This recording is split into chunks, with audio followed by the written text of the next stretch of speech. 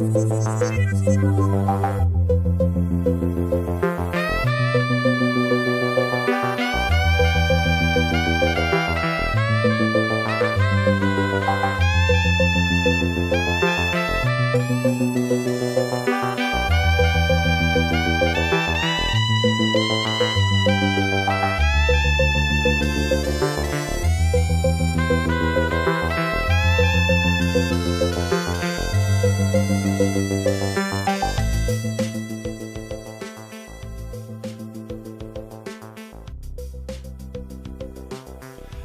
morning and welcome to the Red Net Show, where it's always morning, even in the afternoon. I'm your host, Jay Edgar, and I'm joined to the right of the screen, as always, by my wonderful co-host, Elaine. Elaine, how was your week here? I know it seems like it was a little bit hectic. You were talking about just before we went live.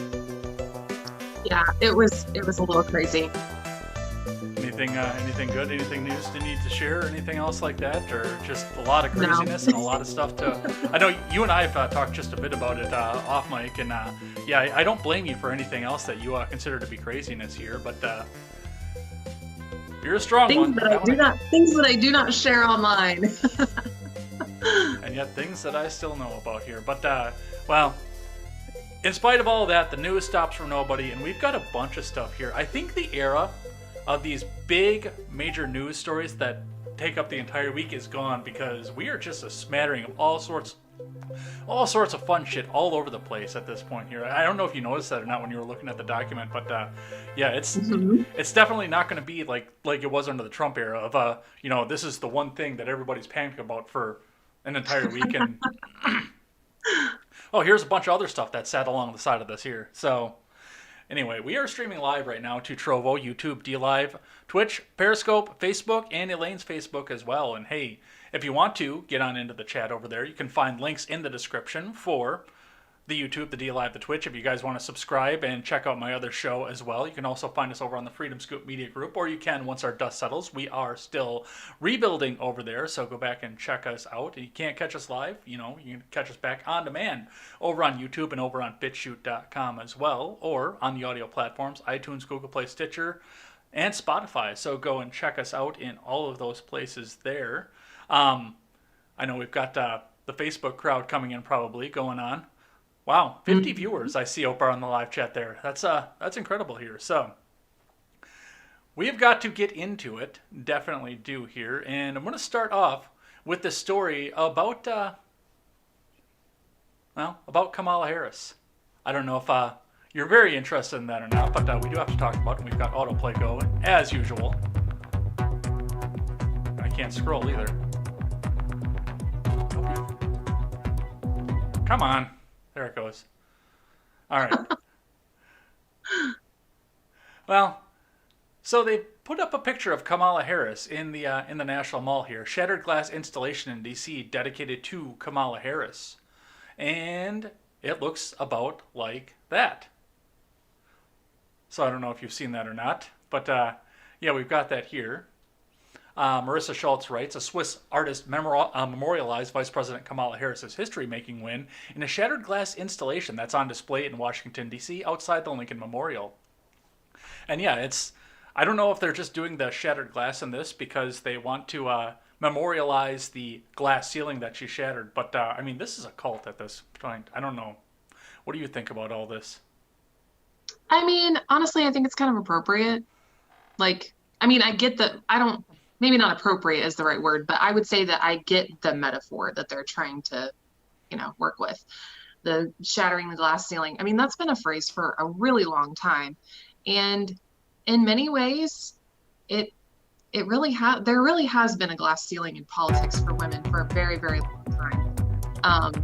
I've talked about it before on TikTok and things like that, about how for a really long, okay, so history lesson.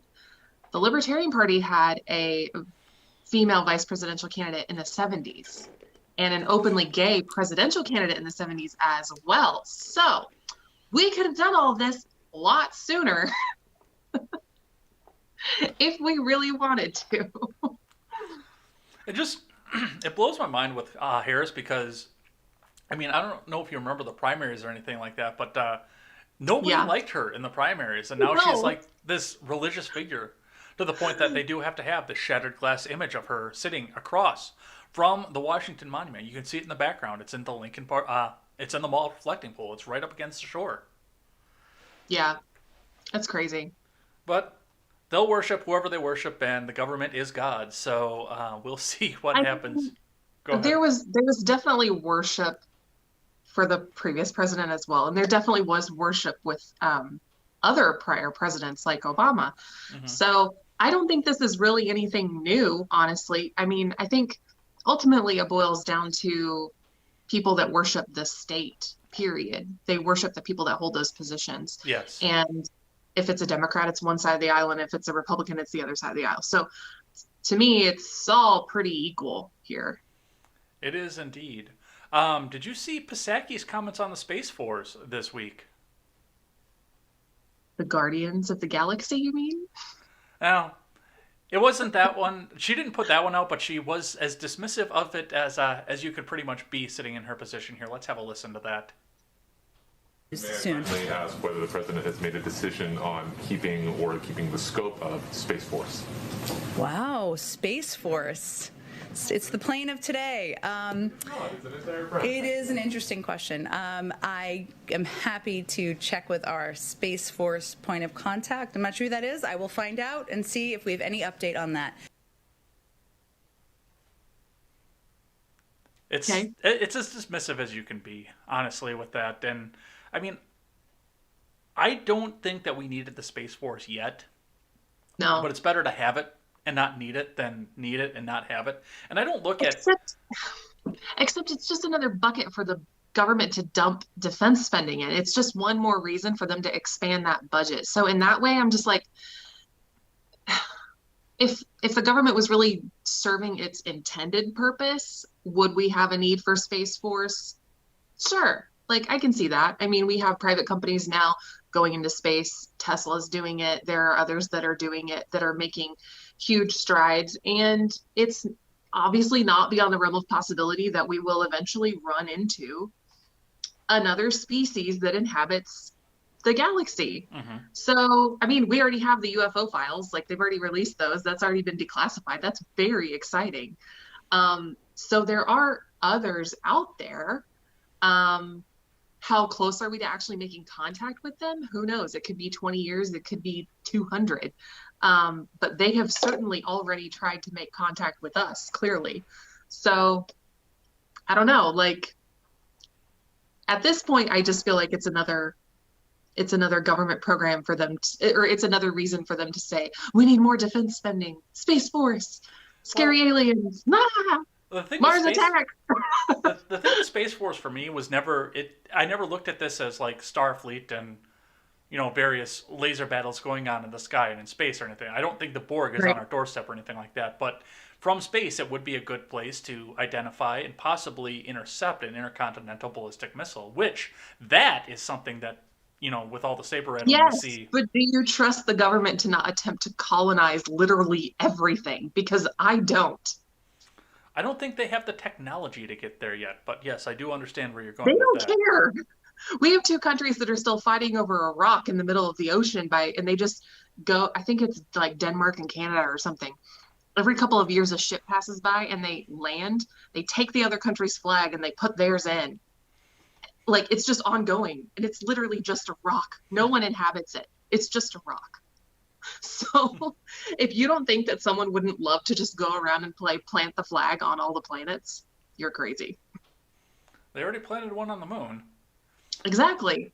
Looks like the Joint Chiefs of Staff have demanded an apology from her for this one, but we'll see where that one goes. I saw you laughing about this right before we went live here. According to Newsweek this week, Jimmy Kimmel has sparked anger because he called the Reddit investors Russian disruptors.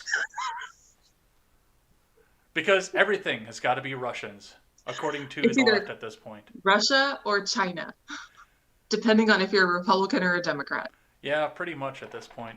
Let's Because Donald see. Trump never stopped talking about China, China, and Joe okay. Biden and the Democrats never stopped talking about Russia. Let's see. According to Newsweek, the quote was, "Now the hedge fund guys are upset and they're pushing for an investigation, and they're like, we can't have a bunch of randos from Reddit manipulating the market. That's what we do, stealing our things." But yeah, he went right on there and said that the Reddit users were Russian investors. Did you see the Reddit commercial on the Super Bowl yesterday?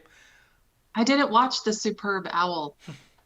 I didn't watch it either, but I saw the people were like they were floating around the meme of it. It was like a 5-second commercial, and it just said, "You know what?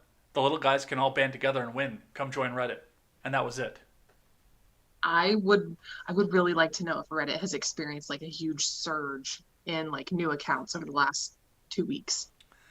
Well, I mean, I had a Reddit account, but I never used it for anything. I just had it because I was informed that that was a good way to sometimes watch football. There was a subreddit about finding football when you don't have cable. Oh, okay. And that's pretty much all that I ever used it for. And then all of a sudden, hey, now there's this. So now I'm actually giving it a second look, but I think for the most part it's going to stay a left-wing echo chamber. And I really, if I want to go on a left-wing echo chamber, I'll just go back on Twitter. Oh, well, fine then. You're too Um, good for us now. What's that? You're too good for us now on Twitter. I'm still on Twitter. I know you are. Joe Biden decided that he needed to defend his numerous uses of his executive orders throughout the week. Let's have a listen to what that sounded like. These three different executive orders are about. And I want to make it clear, there's a lot of talk, with good reason, about the number of executive orders that I've signed. I'm not making new law. I'm eliminating bad policy. What I'm doing is taking on the issues that 99% of them, that the last president of the United States, issued executive orders I thought were very counterproductive to our security, counterproductive to who we are as a country, particularly in the area of immigration. This is about how America is safer, stronger, more prosperous when we have a fair, orderly, and humane legal immigration system. I'm not making new policy. I'm just eliminating bad policy. So what about the cages that Obama and Biden built? Are we just not talking about those? They're not cages anymore. Oh, what did he call them? Humane? Okay. Yeah. Yeah, let's They're go with that. overflow facilities now. Oh, okay, because that makes them so much better. For your curiosity, because I'm sure that you are, and if you are not, then there are probably some people watching that are. He's defending his use of executive orders. Barack Obama signed 276 executive orders. Donald Trump signed 220. Mm-hmm. We'll see where Biden lands. I can't get over the fact that he actually came out and said, "I don't even know what I'm signing, man." It's not even his. That's hilarious. Progressives are coming back out to try and do the same thing that they do every year. According to the Daily Wire, progressive Democrats behind Ocasio-Cortez win, looking to primary Joe Manchin and Kyrsten Sinema. And I know that you've done some defending on Kyrsten Sinema, and I've done a little bit of defense on Joe Manchin himself. So he's not the worst. I mean, of people in Congress that I would like to see unseated, she's not even in the top 20. Like, she just isn't. Mm-hmm. Even for a Democrat, she's pretty okay. Like, middle of the road. You know, not awful. Now, not awful doesn't mean great, but yeah, she's not in my top 20 of people that I would like to see ushered out of Congress immediately. Well, and you were telling me too, I think it was off mic, I think we were off air when we were talking about this, but you were telling me that a Southwest Democrat is a lot different than like a New York Democrat too. Oh yeah, I mean, the political parties are very regional. Mm-hmm. So, I mean, you have Republicans in Massachusetts. Are they the same as a Republican in Tennessee? Definitely not. I don't know. Let's ask Mitt Romney.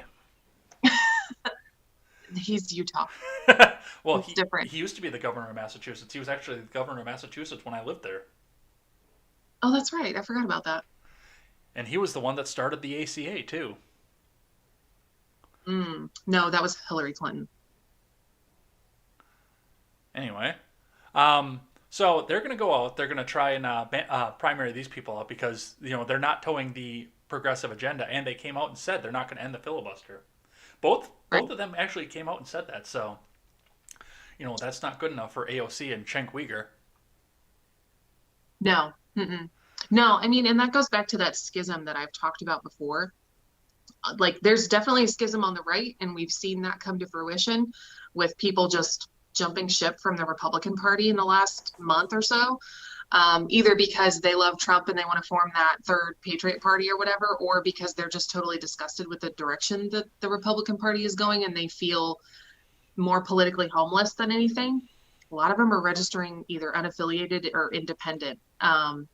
But there's also the same thing happening on the left between the moderate Democrats and the progressives. Mm-hmm. So that's going to come to a head at some point too. And I hate to say it, but it's going to be hastened by more extreme progressives like the Squad winning their elections. So the more of them that you get in there, that voice gets bigger, and more progressives in the party feel emboldened. So they're going to start pushing on those moderate Democrats, and the moderate Democrats are a lot of the establishmentarians on that side, and they're the ones with all the power. So they're just going to be like, shh, sit down. No, we're taking care of this. The adults are talking.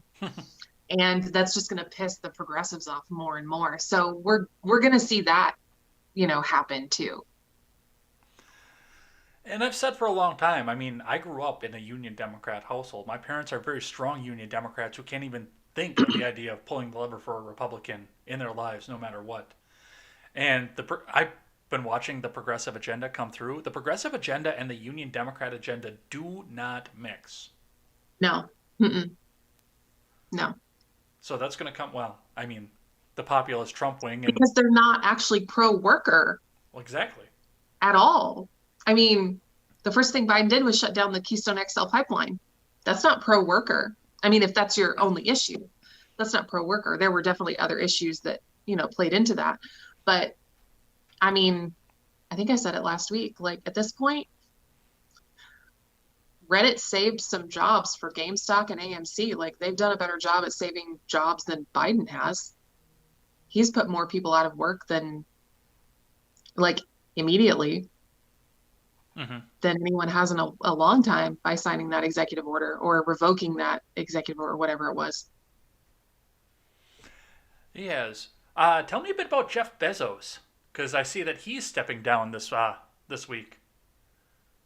Yeah, no, he's stepping down. He announces that he's going to step down in the third quarter to focus on annihilating Superman. No, I'm just kidding. If Elon Musk is going to become Batman, we have to have a supervillain, and I feel like Jeff Bezos is like the most likely because Bill Gates is just too old. Also, Jeff Bezos has that Lex Luthor kind of going on thing. I mean, I know we're like crossing universes and stuff, but like, who cares? Whatever. Anyways, he will leave his post later this year, turning the company over to top cloud executive Andy Jassy. Jassy joined Amazon in 1997 and has led the web services cloud team since its inception. That has obviously been a huge part of their business because Amazon exists 100% online. So Bezos said he will stay engaged in important Amazon projects, but will also have more time to focus on the Bezos Earth Fund, his Blue Origin spaceship company, the Washington Post, and the Amazon Day One Fund.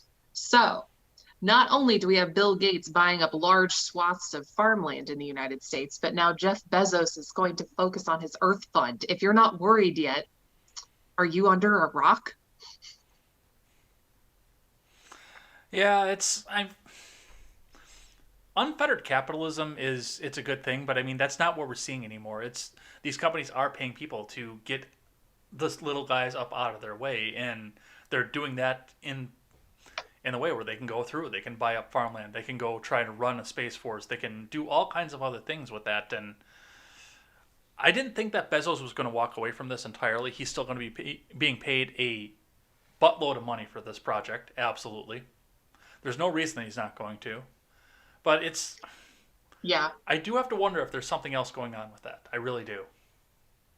But also, I mean, I don't remember how old Jeff Bezos is, but I think he's in his 50s. I mean, if you were in your 50s and you were running a company like Amazon and you also, had this Earth Fund, a spaceship company, the Washington Post, and another foundation, like that's a lot of work. I mean, granted, he's got the money to pay people, but that's a whole lot to keep up with. And he just went through a divorce. He's probably just kind of wanting to retake a little bit of his time. You think? I don't know. I guess it's weird for me, especially given the fact that he's 57. He's 57. And I would imagine that he doesn't, I mean, when you create a company like that and you amass so much wealth, granted, it's not like an actual number in his bank account. It's probably, a lot of it's probably tied up in assets, but, and stocks and things like that. But at 57, like you're probably like most people at 57 are looking at retirement within the next 10 years ish. Yeah. So maybe he's just looking at that like, yeah, I want to focus on my more fun projects rather than my company because I want to enjoy retirement at some point. Where do you think this goes after he's gone? I don't know. I really don't. But it sounds like Andy Jassy has been running a big portion of the company for a very long time. So, I mean, Amazon started in 1994 and Jassy's worked there since 97. So he's been there since pretty much the beginning. And I mean, I think the only person who's probably been there longer than him was Bezos' now ex-wife, Mackenzie. So it sounds like there's a lot of trust in that relationship, and he's probably the best person for the job, and they'll probably just continue on the track that, made them the most successful. Okay. Well, we got to actually keep moving off of this. We're Okay. already running up on the clock here. Tell me, we're going to break the first rule of Bug Fight Club. So tell me about Bug Fight Club. Yeah, the first rule of Bug Fight Club is we don't talk about Insect Fight Club. So University of Arizona researchers started a Bug Fight Club to study weapons evolution. So battling bugs in body armor, it says, is not the plot for a new television series, but the reality at the University of Arizona. Some brawling beetles are helping solve mysteries about weapons in the animal kingdom. We all know the first rule of Fight Club, but in this Bug Fight Club, there's a lot of talking. The researchers collected 300 insects from the Tucson desert, outfitted them with leather body armor, and staged one-on-one fights. I'm sorry, but have you ever been to Arizona? There are so many things there that already want to kill you. Why would you make them, like, indestructible? This just sounds like a terrible idea. Let's just make it worse. It's like if you gave a camel spider body armor. Like, why would you do that? I don't know. I think that would actually be kind of badass. I'm not going to lie. No. Those things are like this big. I know. That's why I said it would be badass. Jesus Christ. Why is so much autoplay out here? God damn it. The researchers say that all of this was to find out why weapons differ among species and to test how different weapons relate to how much damage is caused. Okay. I don't think that's what it was. I think they wanted to put bugs in a cage and have them fight to the death. Yeah, I really think they just want to have cage fights. I would love to see the arena. I wonder if they decorated it. Do they play intro music? Do they have backstories? Do they have names? I want to know their Fight Club names. I have so many questions.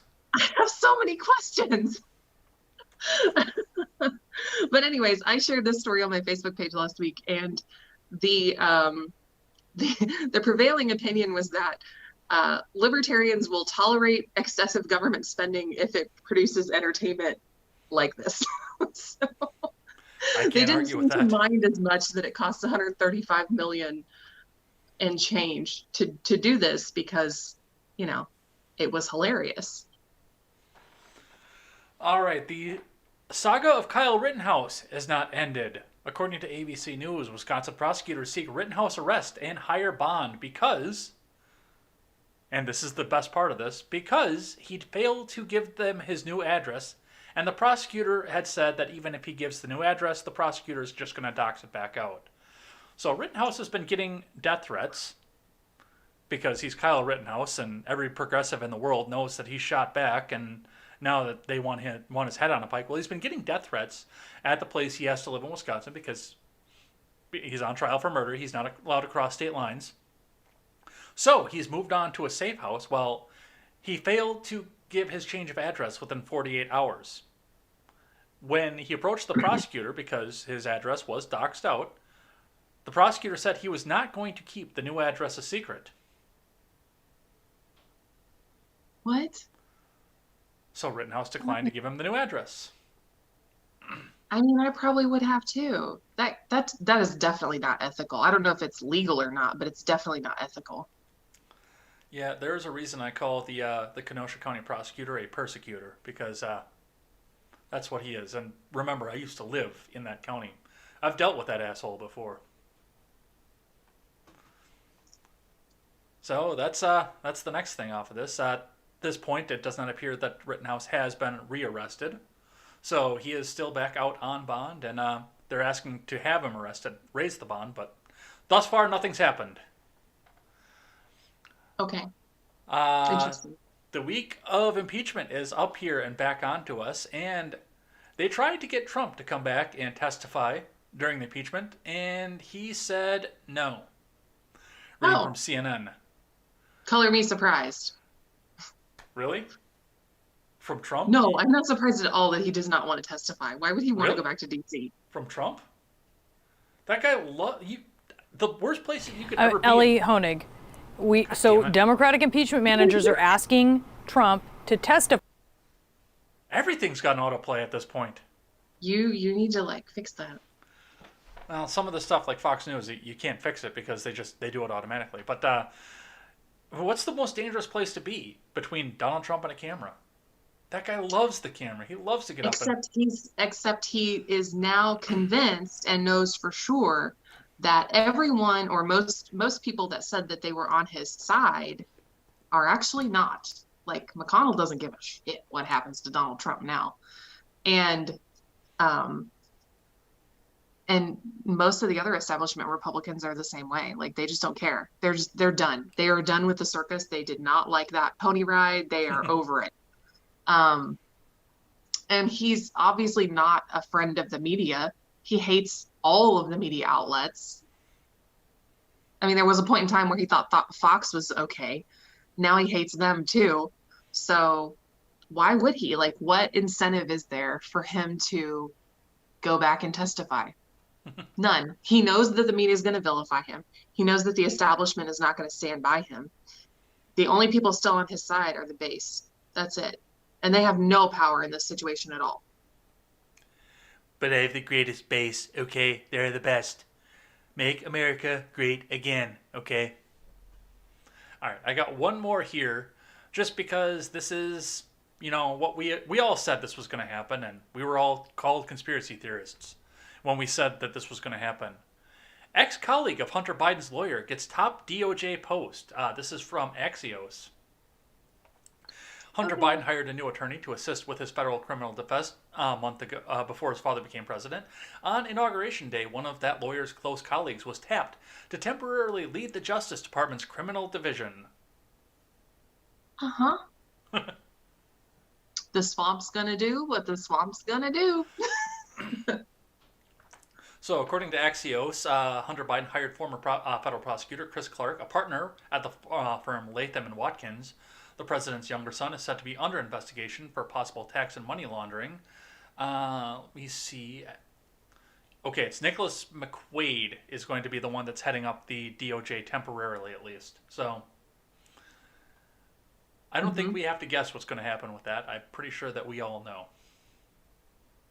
So, that is that. Are you ready to talk about what the audience wanted to want us to talk about last week? Yes, which we had to hold for this week because it was this week's news, not last week's news. Well, that's actually technically not true because this was introduced on the 4th, I found out. The 4th of January is when this all actually... Okay. I went into as deep of a dive as I could, but nobody in the mainstream said a word about this. I don't Why know. would they? They know it's going to piss people off. I only saw 2 news firms that reported on this at all. One is called the Daily Fly from LC Valley, which I've never heard of, and another one, there's another place out of La Crosse, Wisconsin, but I couldn't get them archived in time, and they won't let you read things with an ad block on, and I don't turn my ad block off for people. But from the Daily Fly, and then we'll actually go over a little bit of the text of the bill, and then I want to talk just a bit before we get into the AOC stuff, because all this, I think, ties together, and I actually have a snippet from another show on the Freedom Scoop Network where Robert was talking about where all this might tie together here. So this came from Sheila Jackson Lee out of Texas, has introduced H.R. 127, which would require gun owners to register their firearms within 3 months or face legal consequences. According to LC Valley, required information is the make, model, and serial number of all firearms, the identity of the owner of the firearm, the date the firearm was acquired by the owner, and where the firearm is or will be stored. A notice specifying the identity of any person to whom, within any period of time during which the firearm will be loaned to the person. The transmission required by paragraph 1 shall be made. In this case, or in the case the firearm acquired before the effective date of this section, within 3 months after the effective date of the section, or in the case the firearm acquired on or after the effective date, the date the owner acquires the firearm. According to this, the AG shall establish and maintain a database of all firearms registered pursuant to the subsection. And they're giving this right to the executive branch, too. The AG shall make the contents of this database accessible to all members of the public, which that's definitely something to watch for. No. All federal, state, and local law enforcement authorities, all branches of the U.S. Armed Forces, and all state and local governments as defined by the Bureau. Licensing, except as otherwise provided in the subsection, the AG shall issue to an individual a license to possess a firearm and ammunition if the individual has attained 21 years of age after applying for the license, undergoes a criminal background check conducted by the National Instant Criminal Background Check System established under Section 103 of the Brady Handgun Violence Prevention Act,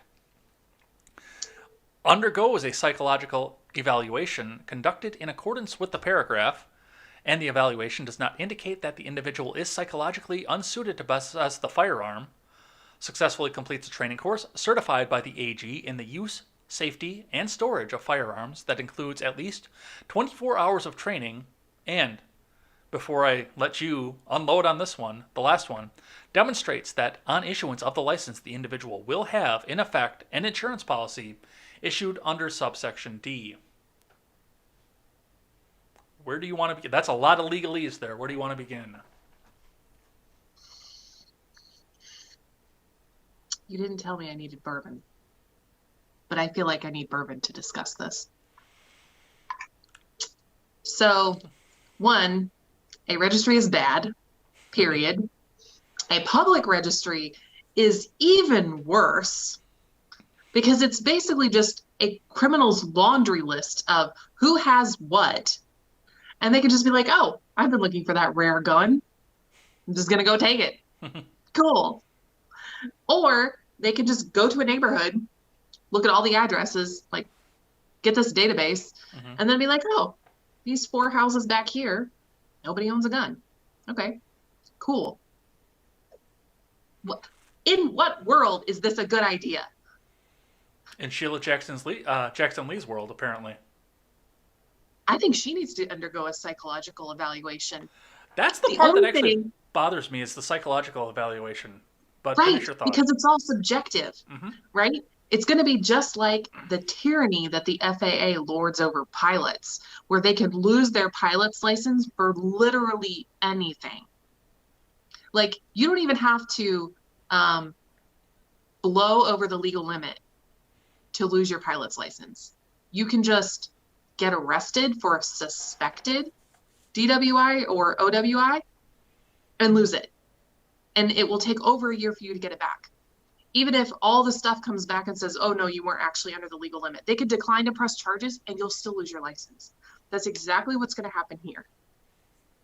They will find any and every excuse to take everything that you have.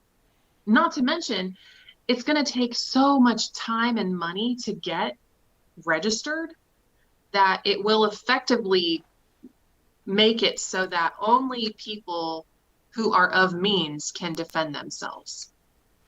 Which, that always does seem to be the point, too, because remember, they keep talking about these new taxes that are going to come out for everything as well. And taxing on firearms, which, okay, it's the same thing when you go with a minimum wage hike or another regulation, because it's only the affluent people that can afford it. It's the big corporations that can afford to keep going with the new minimum wage. I think if this passes, this will be the straw that breaks the camel's back. Not in a good way. Defensively, of course. Defensively, of course, because that would be defensively. Because that is effectively nullifying the Second Amendment. Which they've been trying to do for quite a while. Why do you think that they wanted to put up the fencing around the Capitol? It wasn't because Biden was signing executive orders about immigration. It was because of this. And almost nobody heard about this. So they're also obviously going to be banning military-style weapons here, but they actually gave us a list. A handy list of what they consider to be military-style weapons. And I'm reading right now from HR 127 itself. Hold on. I have a prediction. What's that? It's anything black. Well, I mean, I could take my AR and paint it pink, if that helps you. Any of the firearms, copies or duplicates of the firearms in any caliber known as Norinco, Mitchell, and Polytechnologies, Avtomatic Kalashnikovs, all models, Action Arms Israeli Military Industries, Uzi and Galil, Beretta AR-70, SC-70, Colt AR-15, because you knew that was going to be on there. Of course. Fabrique National FN-FAL, FN-LAR, and FNC.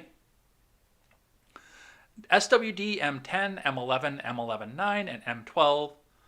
Steyr AUG, Intratec Tech-9, Tech DC-9, and Tech-22, and revolving cylinder shotguns such as, or similar to, the Street Sweeper or Striker 12. Second definition, semi-automatic rifle that has the ability to accept a detachable magazine and has at least two of a folding stock or telescoping stock, a pistol grip that protrudes conspicuously beneath the weapon's action or the weapon, a bayonet mount, a flash suppressor or threaded barrel designed to accommodate a flash suppressor, and or a grenade launcher. C. Okay, so I can see the grenade launcher. Yeah. A semi-automatic pistol that has the ability to accept a detachable magazine, which is every semi-automatic pistol, by the way, and it has at least two of an ammunition magazine that attaches to the pistol outside of the pistol grip, a threaded barrel capable of accepting a barrel extender, flash suppressor, forward hand grip, or silencer, a shroud that is attached to or partially or completely encircles the barrel and that permits the shooter to hold the firearm with the non-trigger hand without being burned, a manufactured weight of 50 ounces or more when the pistol is unloaded, and a semi-automatic version of an automatic firearm. And lastly, they have to throw shotguns in there. A semi-automatic shotgun that has at least two of a folding or telescoping stock, a pistol grip that protrudes conspicuously beneath the action of the weapon, a fixed magazine capacity in excess of 5 rounds, or an ability to accept a detachable magazine. That's your military-style weapons. What say you? None of that makes sense. None of that. A detachable magazine? That's like all of them. Yeah, well, it's got to be a detachable magazine and two of the following things on the list. Oh my god. Because I was confused about that at the beginning, too, because when I saw detachable magazine everywhere, I thought to myself the same thing. I mean, like, this is... You're like, this is literally everything. Yeah, exactly. So I don't think that this bill has a sponsor, correct? I can A co-sponsor. I can Sorry. look. She's the only one. I can look. I didn't look under that. No, there are no co-sponsors on this. It is in committee. That's telling. It is in the House Judiciary Committee as of 1-4. Who's on the Judiciary Committee? That I couldn't tell you because I have not had a chance to look into the new Congress. I know Maxine Waters stepped down. Or not Maxine Waters. Who's the other one? Dianne Feinstein. She stepped down. I know that. Jerry Nadler's the chair. Mary Gay Scanlon is the vice chair.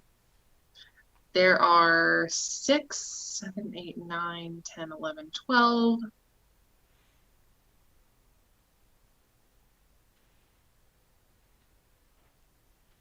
There are 21 Democrats. Jim Jordan is a ranking member, and there are. Well, he's been a ranking member ever since the last Congress, so that's actually not a surprise to me. And there are 16 Republicans, not including Jim Jordan. So 17 Republicans and 21 Democrats on the House Judiciary Committee. I don't know how many moderate Democrats these people are. Some of them are from states where I would think that they're probably a little bit more moderate or conservative, but you never know. Mm-hmm. So everyone's favorite, I call him Nukes McHairdo. Oh, jeez. He's on the Judiciary Committee. Which makes no sense. I mean, he is banging a Chinese spy, or at least simping for one. He literally fell for the honeypot. That is rule number 1. I thought rule number 1 was don't talk about Fight Club. Which, by the way, okay. I'll shock you now. I haven't seen that movie either. Awful. Okay. Well, yeah. Anyways, I don't know. I mean, this could be the Democrats' way of trying to appease the super left base that is like dead set on legislation like this, knowing that it will die in committee. Or it might have a serious chance to get out of committee. So I hope it dies in committee. That's fair. Well, we will see what happens with that. It's I don't know. This just started getting talked about the other day. Some of the Blaze people have started to bring this out. Shapiro's talked about it. Stuckey's talked about it. That loudmouth Crowder's talked about it. So, I mean, it's not like it's sitting where we were last week, where nobody had seen hide nor hair of this thing or the thought that it even happened. We are getting to the point where this is becoming common knowledge. Robert, over on the Generational Gap, which is a partner in the Freedom Scoop Media Group, they had an interesting discussion about this and the timing, too, which really brings me back to the idea that I think that this whole Capitol riot thing was staged at some point here. Let's have a listen to what they had to say about this.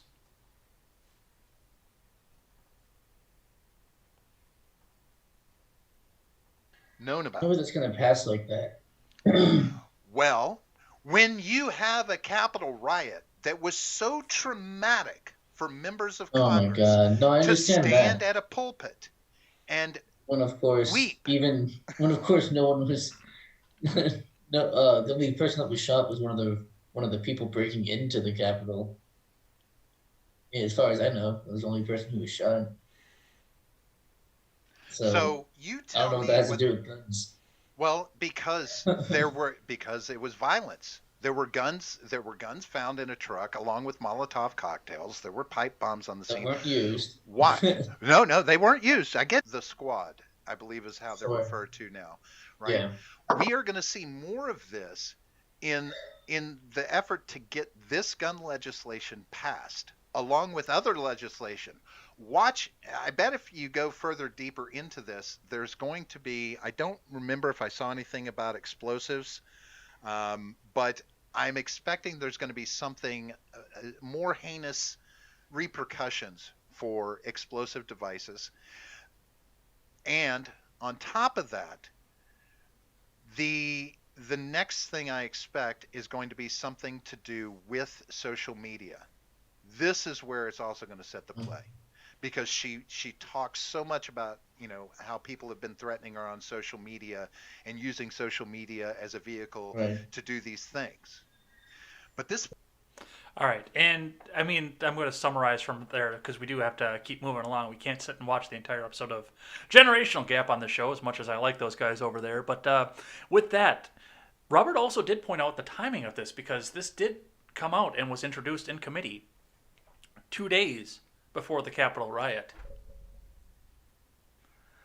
which kind of tells me that they maybe knew something was going down. I don't know. I can't prove that or anything, but that tickles those little tinfoil sensors I have in my head and makes me wonder where this came from and what this means. So what's your take on what Robert said with that? I mean, they're already trying to do that with social media. Like, that's not a surprise. That's not new information. Mm-hmm. I mean, they're going to do the same thing about the Reddit stock market stuff, too. Yeah, and we saw that with Kimmel and the Russian disruptors. Mm-hmm. Yeah. No, it's absolutely happening.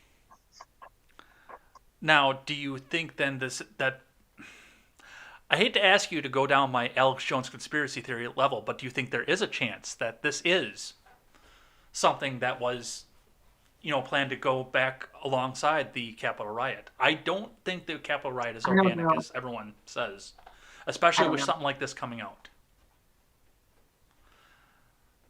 I don't know. I'm not really a conspiracy theorist. You know that. I don't really go down these rabbit holes very often. I wasn't until the 6th. Mostly because I know that we will probably never know the truth. Like I said, I wasn't until the 6th, and as soon as the 6th hit, I'm like, oh shit, it's happening. It's happening. Well, we got to talk about AOC and, all the fun stuff that she's done this week here, which is going to tie right back into this. But before you do that, you want to catch us back up with the chat, see what these guys are saying, see if they've got any questions for us or anything? Yeah, sure. Well, they've been talking a lot as usual, which is great. Please keep talking. It's fun. It's really impossible for me to go back all the way to the beginning because they are talking so much. So I will try to give you the highlights. Jacob from Facebook says, anyone want to discuss the problem stemming from Christian nationalism? We don't really do that. We just do news recaps, but we do special editions of this show occasionally, and Ed does another kind of occasion. Is it once a month that you do across the board? It's whenever there's something big in the news to talk about. Okay. Whenever there's something big in the news to talk about, Ed does something called Across the Board, where it's basically like a panel. We all get together and talk about things. Well, I'm not always there. But what was the last one that I did? Libertarian themes or libertarian characters in pop culture and movies and stuff like that? Yeah, liberty and pop culture. Yeah, we did liberty and pop culture one time. You've done others. That's a really big question, so that's probably something that's more appropriate for an across the board episode. We won't discuss that on our weekly episodes. That'd be a good one to get Steven in for, because he is a Christian nationalist. Interesting. Okay, I didn't know that. Oh yeah. Ed says, other Ed, yeah. Other Ed says, when the aliens come take our freedoms, you're going to be glad we had Space Force. Yeah. Also, Joshua says better to have it and not needed. Found the statist. So my audience already thinks you're not a real libertarian, but guess what, guys? That's a badge of honor. He's not a real libertarian. Oh, I've never claimed to be. No. Joshua from Facebook says this is literally the plot of Star Wars. Yes, it is.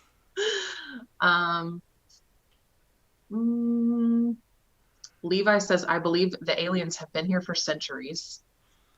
I watched Ancient Aliens. I thought there was some very good convincing evidence on there. Yeah, I'm in the midst of reading The 12th Planet right now from Zechariah Stitchin, which is kind of the same thing, ancient alien theory. Spartan says, can you both give your opinion on Jewish influence in U.S. politics, IPAC, and so on? Again, not what we do on this show. Spartan, you know that. He's trying, though. He's trying. Maybe he really just wanted us to talk about Jewish space lasers. Maybe he wants us to say the 14 words, too. Which I've done on this channel before. What 14 words? I'll tell you off mic, because we're getting a little bit more profile. Is it like the 14 words that will immediately get you banned? Mm-hmm. Oh, okay. Joshua says the Democrats and Republicans that could potentially work with libertarians or free thinkers are exactly who the duopoly is afraid of and wants removed. I don't disagree. Batman and Lex Luthor in the same universe. Do you even DC Comics, bro? No, I really don't. I'm sorry. Democrats need to cut the progressives off from funding and reach in their next election and eliminate their office through redistricting. The problem is that people that are in the squad and the younger, more progressive Democrats are the ones who are way better at social media.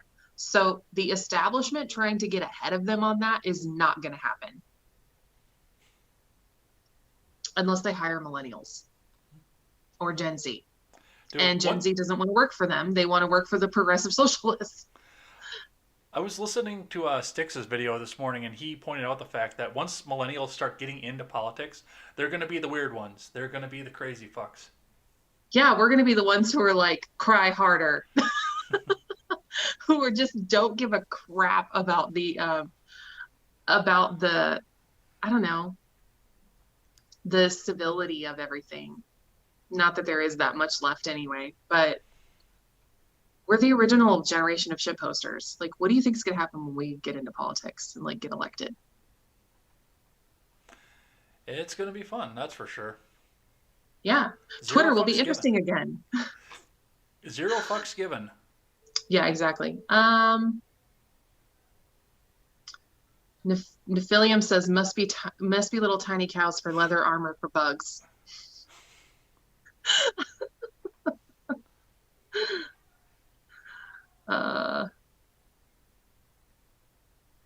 Matthew says Trump needs to read the Time article in full and then leave. That'd be great. I have that in here, by the way. We're going to talk about that a little bit later on. I skimmed that one. I didn't read the entire thing word for word, but I skimmed over it. It's very interesting. Barry from Facebook says Fox had an article about HR 127 for a day and then it was gone. Not surprising. Matthew says this is going to turn all gun owners into criminals. That is literally what they want. So yes.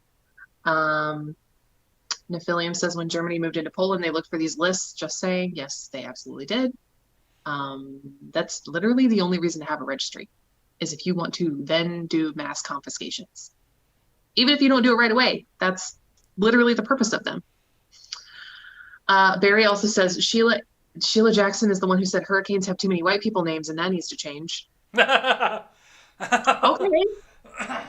I remember that. Joshua says, oh, I can't read this on air because I'm going to get kicked off. Never mind. Good eye. Yeah. The list is laughable. The bullet list is also laughable. The only silver lining is that the bill does not have a single co-sponsor. Okay, yeah, we covered that. The AR-18 Armalite seems to have escaped them. A 600 caliber pistol round not banned. BMG 50 legal because that makes sense. True. Yes. Want to get around the military ban stripper clip apparently.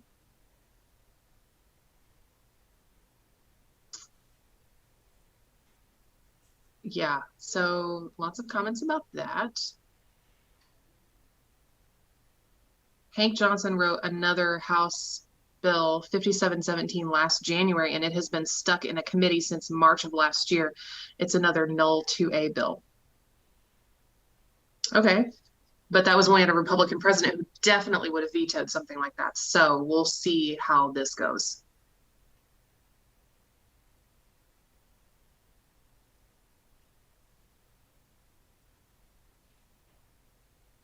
Other Ed says, this guy, Ed, is giving Ed's a bad name. I don't know who he was talking about. If he meant you. Probably me. Oh.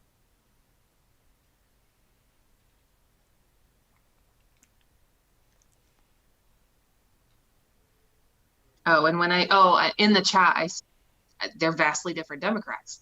Just like I can't equate AOC with Rand Paul, even though he votes for things I can't understand and don't agree with, like more spending. Joshua said Tulsi doesn't count. She has basically been kicked out of the party. She uses logic, and I'm madly in love with her and hope she marries me. I have bad news. She's already married, very happily. Okay, I think we pretty much have caught up. There are a few messages, but we'll just have to get to those later. Would that mean we're gonna do what is it that Jen Psaki does? We're gonna circle back. I am the superior redhead. I'm sorry. She can just go away. So we're going to talk about AOC because this story just got more and more bizarre throughout the week. I don't know if you've been following this a lot, but Yes, I don't want to talk about her. well, we've got to because that ate up most of the news week on top of this. And Unfortunately. I mean, where we last left this story, AOC was talking about. I'm sorry, I can't call her AOC. That's disrespectful now because people use her initials and it's disrespectful to her. The Honorable and Venerable Alexandria Ocasio Cortez, D Twitch. She's not a judge. You can't say honorable. Apparently, she's honored. We have to respect her in all ways.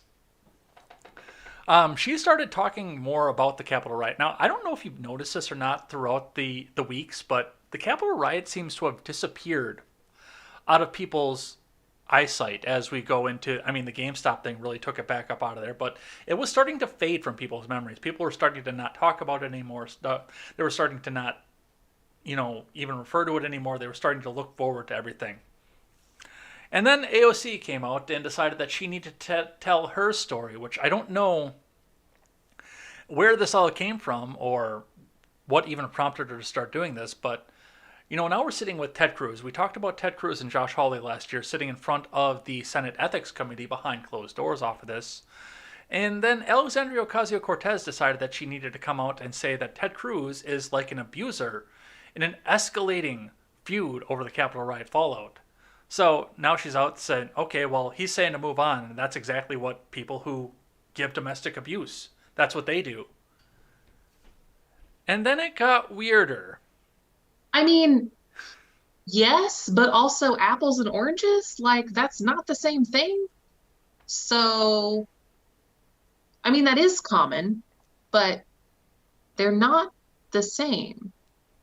But okay, continue. Well, I mean, with that, and while she was coming out and saying that Ted Cruz was a domestic abuser at this point, she's also come out and proclaimed very loudly that she has been sexually assaulted before in her life, which I don't know where that even comes in and fits into anything that she's going along trying to say, except for to try and get attention back on her. I don't think she meant for it to come off that way. Once you've been through something like that, other things that happen to you later in your life can re-traumatize you. Mm-hmm. So, and that's just on understanding the mental health issues that come from being a victim of an acute event in your life that causes you to have trauma, rather than a long-lasting trauma, like living in an abusive home for your childhood. Like, that's a long-lasting trauma because it builds up and it happens over years and years. An acute episode of trauma is like getting bombed by an IED in Iraq or sexual assault, where it's like a one-time event and it kicks off this whole it can kick off this whole string of mental health effects on you that last for many, many years or the rest of your life. And if something like this happens again, you can be re-traumatized. And it doesn't even have to be like another sexual assault or another bomb or anything like that. I talked about this when the incident with Rand Paul happened after the convention, the RNC convention, when he walked back to his hotel and this crowd surrounded him. And somebody made a very crappy comment on LP Twitter about, oh, don't scare him. I remember that. It was something like, oh, you'll spook him or something like that. And it was very off color to me to say that about someone who has been through now like 3 or 4 attempts on his life at this point. I mean, he was on the baseball diamond when Steve Scalise got shot. He had to hit the dirt. That's traumatic. Before that, he was attacked by his neighbor. I'm sure in that moment he didn't know if this man intended to beat him to death or not. And then the crowd surrounding him in the Capitol. And so that was a re-traumatization every time. So it's true in that instance, and I do think it is true in this instance, but she has taken this and gone so far off the deep end. And I believe that I believe that she is explaining it badly, is really what it is.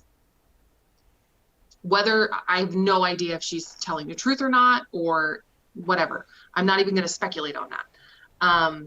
All I can say is, from a mental health standpoint, that is what happens when you are a victim of assault or an acute trauma. Like, that is the process that you go through. And I know that because I've been through it. So I get that part of it. But yes, it has gotten very weird and has gone off the deep end. So I will let you continue after that tangent. Well, she's released a series of Instagram live videos over the past few weeks talking about her near-death experience in the Capitol building. And at some point with this, and this I think is where this came back out, it was pointed out this week that she wasn't even in the Capitol building. Jack Posobiec put this tweet out. And I'm really a little muddy on the timeline for this, by the way, because all of this kind of dumped all at once here. But I know Posobiec put this tweet out that says AOC wasn't in the Capitol building during her near-death experience, to which Cortez herself replied back and quote-tweeted this, tweeting out, "This is the latest manipulative take on the right. They're manipulating the fact that most people don't know the layout of the Capitol complex. We were all in the Capitol complex. The attacks wasn't just in the dome. The bombs Trump supporters planted surrounded our offices too." Additionally, she put out this video. If it'll load. Oh, I closed it. That's why it won't load. So let's have a listen to what she had to say on this.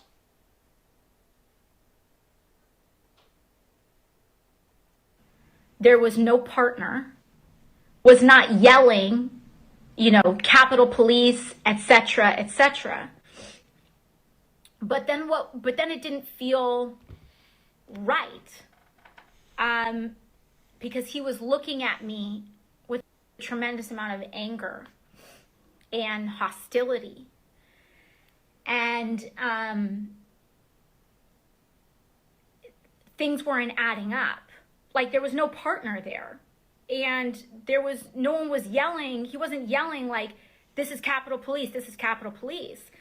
And he was looking at me in all of this anger and hostility. And at first, in my brain and in my mind, I'm thinking, okay, I just came from this super intense experience just now. Maybe I'm reading into this, right? Like, maybe I'm projecting, like something onto him that like, maybe I'm just seeing anger, but maybe he's not trying to be angry. But I talked to G, my legislative director, after the fact, and he said, no, I didn't know if he was there to help. Okay, I can't listen to her anymore at this point. That was painful to listen to. So the way the story unfolded at this point is that AOC comes out and says that she came out and said she was in the Capitol building when the attack was. She was afraid. She thought that Ted Cruz was sending people to go into the dome to kill her, essentially. It has come out now that she was not in the dome. She was in her office, which is in a different building across the street, which I don't know the layout. She was in another congresswoman's office, I thought. No, she was in her office, but she was another congresswoman was in her office next door, because they were neighbors in their offices, is the way I understand the story. Then she comes back out and says that the rioters were breaching her building. Congresswoman Nancy Mace has come out and said that no, that didn't happen. And now she's come out with the story that the Capitol Police officer is there. Now, I'm going to walk back what a lot of the right-wing commentary has said about this situation, because I don't think they're entirely right on this either.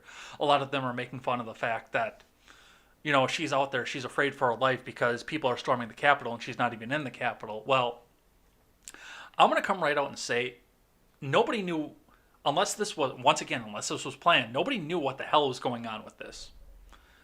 Now, if my Alex Jones senses are correct, then everything I just said is bullshit. But if they are not correct and nobody knew what was going on, you don't know if they're all coming into the Capitol. You don't know if they're going to come into your building next. Of course, the buildings are all connected by tunnels. I don't think they would have made their way to the tunnels to get to the buildings like that. But those are secure, I believe. You have to have some kind of code or something to probably get into the tunnel. I can't imagine that it would just be a door. Yeah. And you just walk in. It is in Fallout 3, but that's not reality. But you don't know if they're going to move off from the Capitol complex there and go to your building next. You don't know what's happening. No, and not only that, is that that day was so crazy that you don't even know if the information you're being given is accurate. Like when it gets to you. Like by the time the information gets to you, it's been 5 minutes since the initial message went out. So how do you know it hasn't changed in that 5 minutes? You don't. Like you just have to literally sit there and be prepared for anything. And I mean, I can see how she would be very afraid because you don't know. You have no idea. And it's true. I don't think most people realize that it is a Capitol complex and not just one building. So, sorry, I'm getting distracted by the chat. Anyways, I don't know. Hearing her explain it in that way, I can definitely see how she came to that conclusion. You know, thinking that this person is there to kill you or that this person is there to hurt you. You don't know who they are. Like she said, there was no partner. I wouldn't necessarily have expected to see a partner because if they're going door to door to make sure everyone's okay, then the partner was probably at the next office. You know, they were still within eyesight of each other, the officers were. But I mean, as we know, Capitol Police were spread really thin that day. So it's, you know, now hindsight's 2020. You can look back and say, well, duh, of course he didn't have an officer with him. But if that was her expectation and that wasn't met, then yeah, I can see it. I can see the possibility. Well, I know that she got a lot of the backlash for there. What did you think about? Did you see the trend of Alexandria Ocasio-Smollett that was going around? Yeah, I thought that was awful, honestly. I mean, I thought it was funny, but I mean, yeah, sitting back here thinking about, like, once again, if nobody knew what was going on, then you can't exactly come back and expect that, okay, well, they got into what is supposed to be the most secure building in the country. Are they going to get to my building next? Right. Yeah. I mean, and if she wasn't outside and didn't know how big the riot was, how would she know that, oh, it's really only like 100 people or it's only 1,000 people or whatever? I mean, we saw how quickly the riots over the summer got out of control in Minneapolis. She had no idea whether or not it was going to get to that point or not. None. For all she knew, they could have lit fires at the entrances and trapped everybody inside the building. You don't know. I have a really, really hard time not saying that would be poetic considering she encouraged the ones over the summer, but I'm not going to give Susan that much bait. I don't know. I mean, some of this does seem completely embellished, and the worst one for me, apparently while she was, because after everything went down, she was hiding in the bathroom. She went over to her neighbor's office, and she was just wearing high heels, worried that she was going to have to run in her high heels, and I guess the woman who had the office next to her had the staffer give her staffer sneakers. Which, like, What? okay, is AOC's life more important than yours? That's kind of shitty. Yeah, that is. It's like, what the Yeah, hell? I don't like that. Yeah. I mean, there's probably more to it than just that, but yeah, I don't know. And this goes back But to... I mean, Go ahead. but I don't know. I always revert to thinking like, what if I was in that situation? Like, what would I have done? I don't know. It's like you're definitely capable. Let's like rank footwear if we can for a second. If you're gonna run from someone, what would you rather be wearing? High heels, tennis shoes, or bare feet? How would you rank those? Right? For me, like you probably don't know what it's like to wear high heels. For me, it would be You'd be tennis shoes, surprised. barefoot, high heels last. So if I got to choose between running barefoot or running in high heels, I'm going to choose to run barefoot. She Right. could have just done that. Exactly. I mean, I understand it's January in Washington, D.C., and it's cold as fuck, but still. No, you're absolutely right on that, and it's... I don't know, there's more of this that doesn't add up to me either. especially given the fact that, once again, we're looking at this massive gun control bill that's coming out conveniently 2 days before we see all this rioting going on. I don't know about a lot of things here, but it's... I think a lot of this is theater that we didn't need to see. Also, that may be an unpopular opinion with this, but I think that a lot of this was theater. But this also goes back around to this whole notion that disarming the representatives is somehow the answer. Like, that's true. If I'm trapped in my office, or if I'm going to be trapped in someone's office on Capitol Hill, would I rather be trapped in AOC's office with her or Lauren Boebert or Thomas Massie? I'm going to pick the ones who are packing. Yeah. Obviously. And it has nothing to do with their political affiliation. Like, if you're in a situation like that, who would you rather be with? Well, I mean, these people are literally trying to kill her, though, too. Especially if I'm unarmed. Yeah. If I'm the one who's unarmed, like if I am in AOC's position where I'm wearing high heels, I'm unarmed, I'm totally like vulnerable as a target. Who would I rather be with? Lauren Boebert and Thomas Massie? 100%. Absolutely. Because I know that they're armed. So disarming the House of Representatives is not going to keep them safer. It will make them bigger targets. Like, we go around and around about gun control, and that is literally what it boils down to. If you are not carrying, you are a target, period. You have no means to defend yourself. And thinking somehow that, well, I'm not comfortable carrying a firearm, so I don't think anyone else should have, is the ultimate ivory tower. You are saying that you don't believe someone else should have the right to defend themselves. You're correct. We got to keep it moving because we can't spend a lot of time on this one. Yeah, we got to keep going here. Now, one of the big news stories that came this week that I think we need to spend a little bit of time on, probably not as much as we spent on HR 127, but a little bit of time on, is the budget reconciliation and everything that came along with this. So the House, as of this week, has passed Joe Biden's $1.9 trillion original stimulus plan, which means that by the end of this, we will be at $30 trillion in national debt in the first week of the Biden presidency. First couple weeks. I'm sorry. In the first couple weeks of the Biden presidency, we'll be at $30 trillion in debt.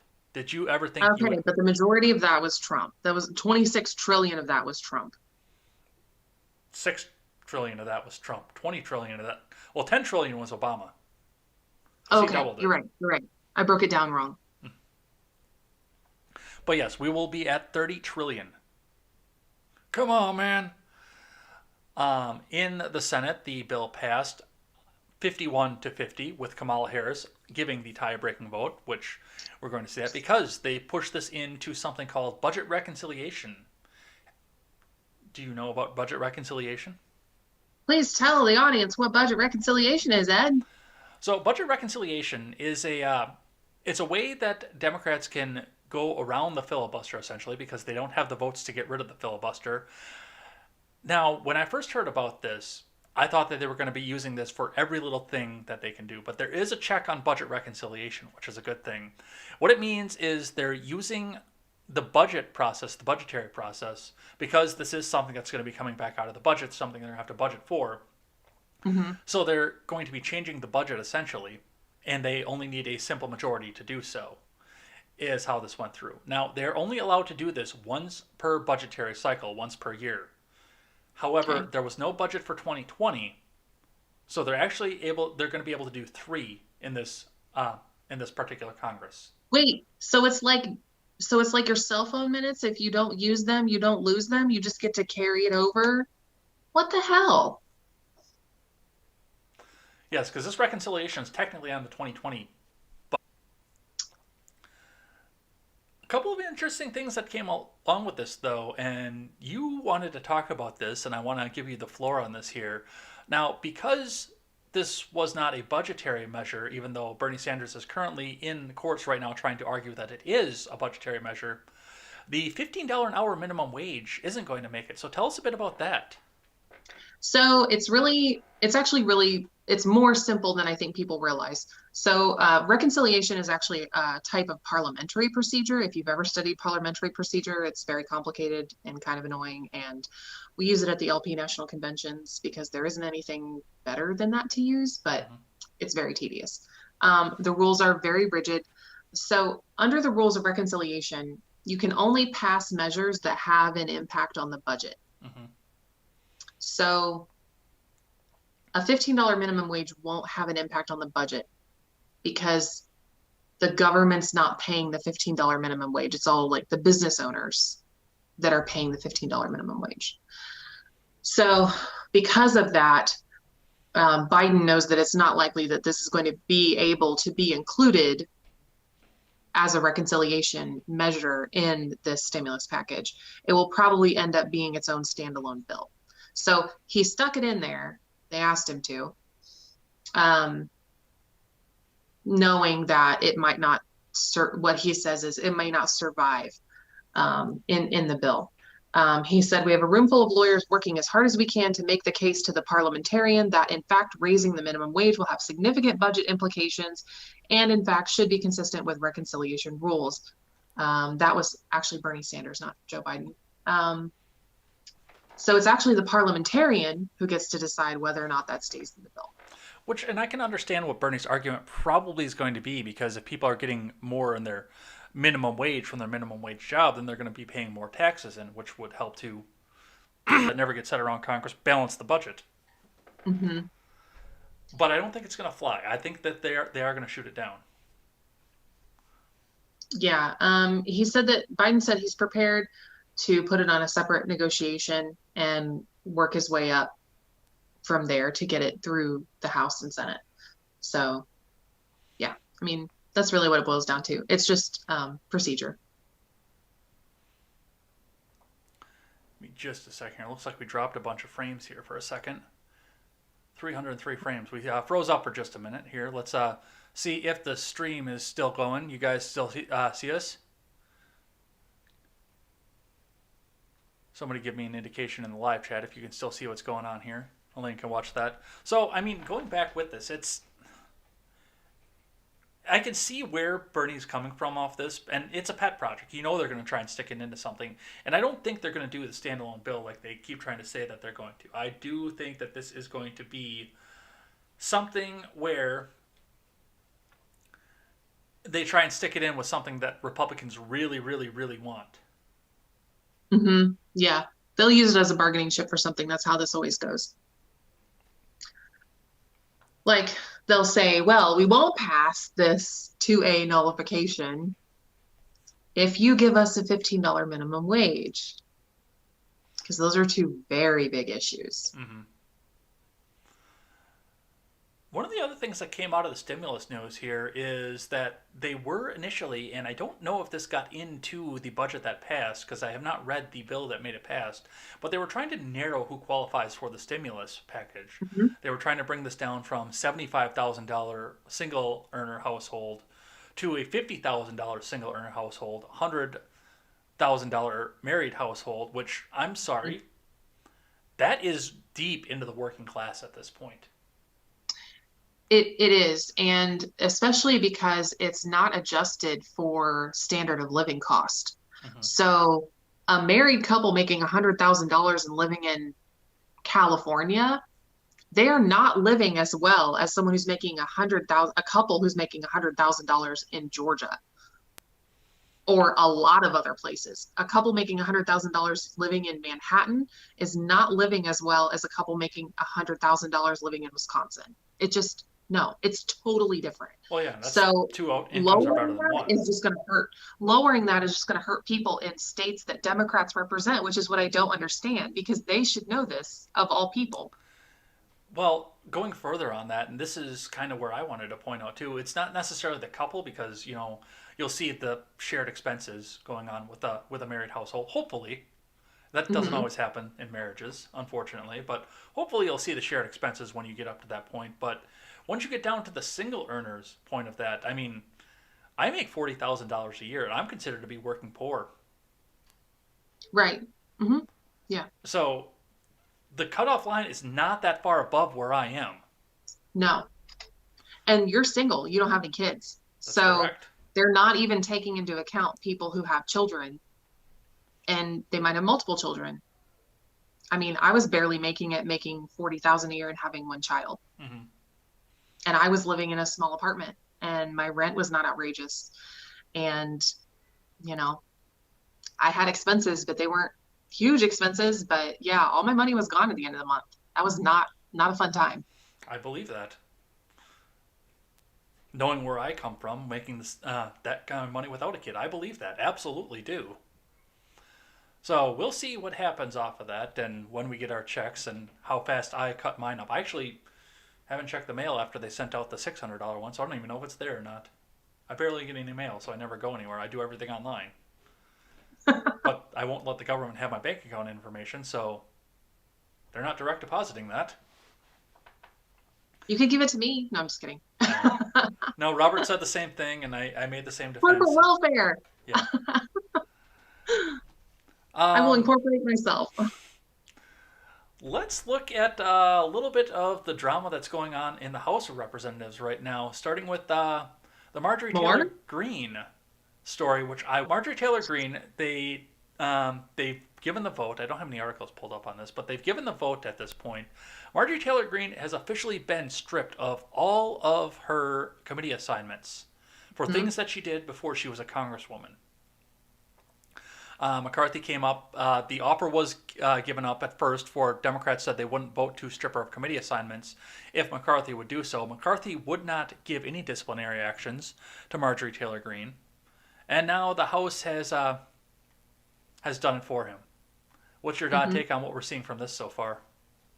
I think this is interesting because committee positions are given by the party that the person comes from. The committee assignments come from the party, not from the House at large.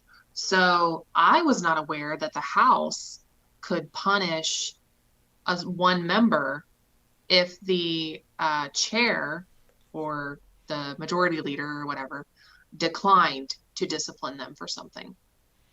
I didn't know that was a thing. Well, ask me how people get committee assignments one time. It's a really interesting story. You told me this off mic. It's whoever can pay the most. You've told me this before. Oh yeah, it's a ranked system. They rank all the committees. What's most important, like highest priority, budgetary committee, judiciary committee. Those are like A level, and then it goes down through like C and D level, I think. And basically, if you want to be on an A level committee, you have to be a really good fundraiser. And that means you have to fundraise for your party. So the more money you fundraise for your party, Democrats or Republicans, both of them do this, the more money you fundraise, the more power you have to go and say, hey, I want to be on this committee and this committee. What can we do to make that happen? And then they'll tell you, okay, you've raised this much so far. We need you to raise this much more in order to put you on those committees. That's exactly how they get those committee positions. It is not based on expertise. It is not based on experience, nothing. It's based on how much money you can fundraise. That's it. And that comes from letting Congress make their own rules. Oh, absolutely. I have no doubt about that. I really don't. I guess it's just bizarre to me, the fact that, this is even happening right now.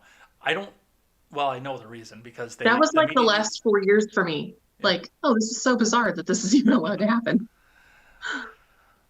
But, I like the fact that you brought up the last 4 years for that, because that really goes back into this. Because the news media was, they made all kinds of money off the Trump bump.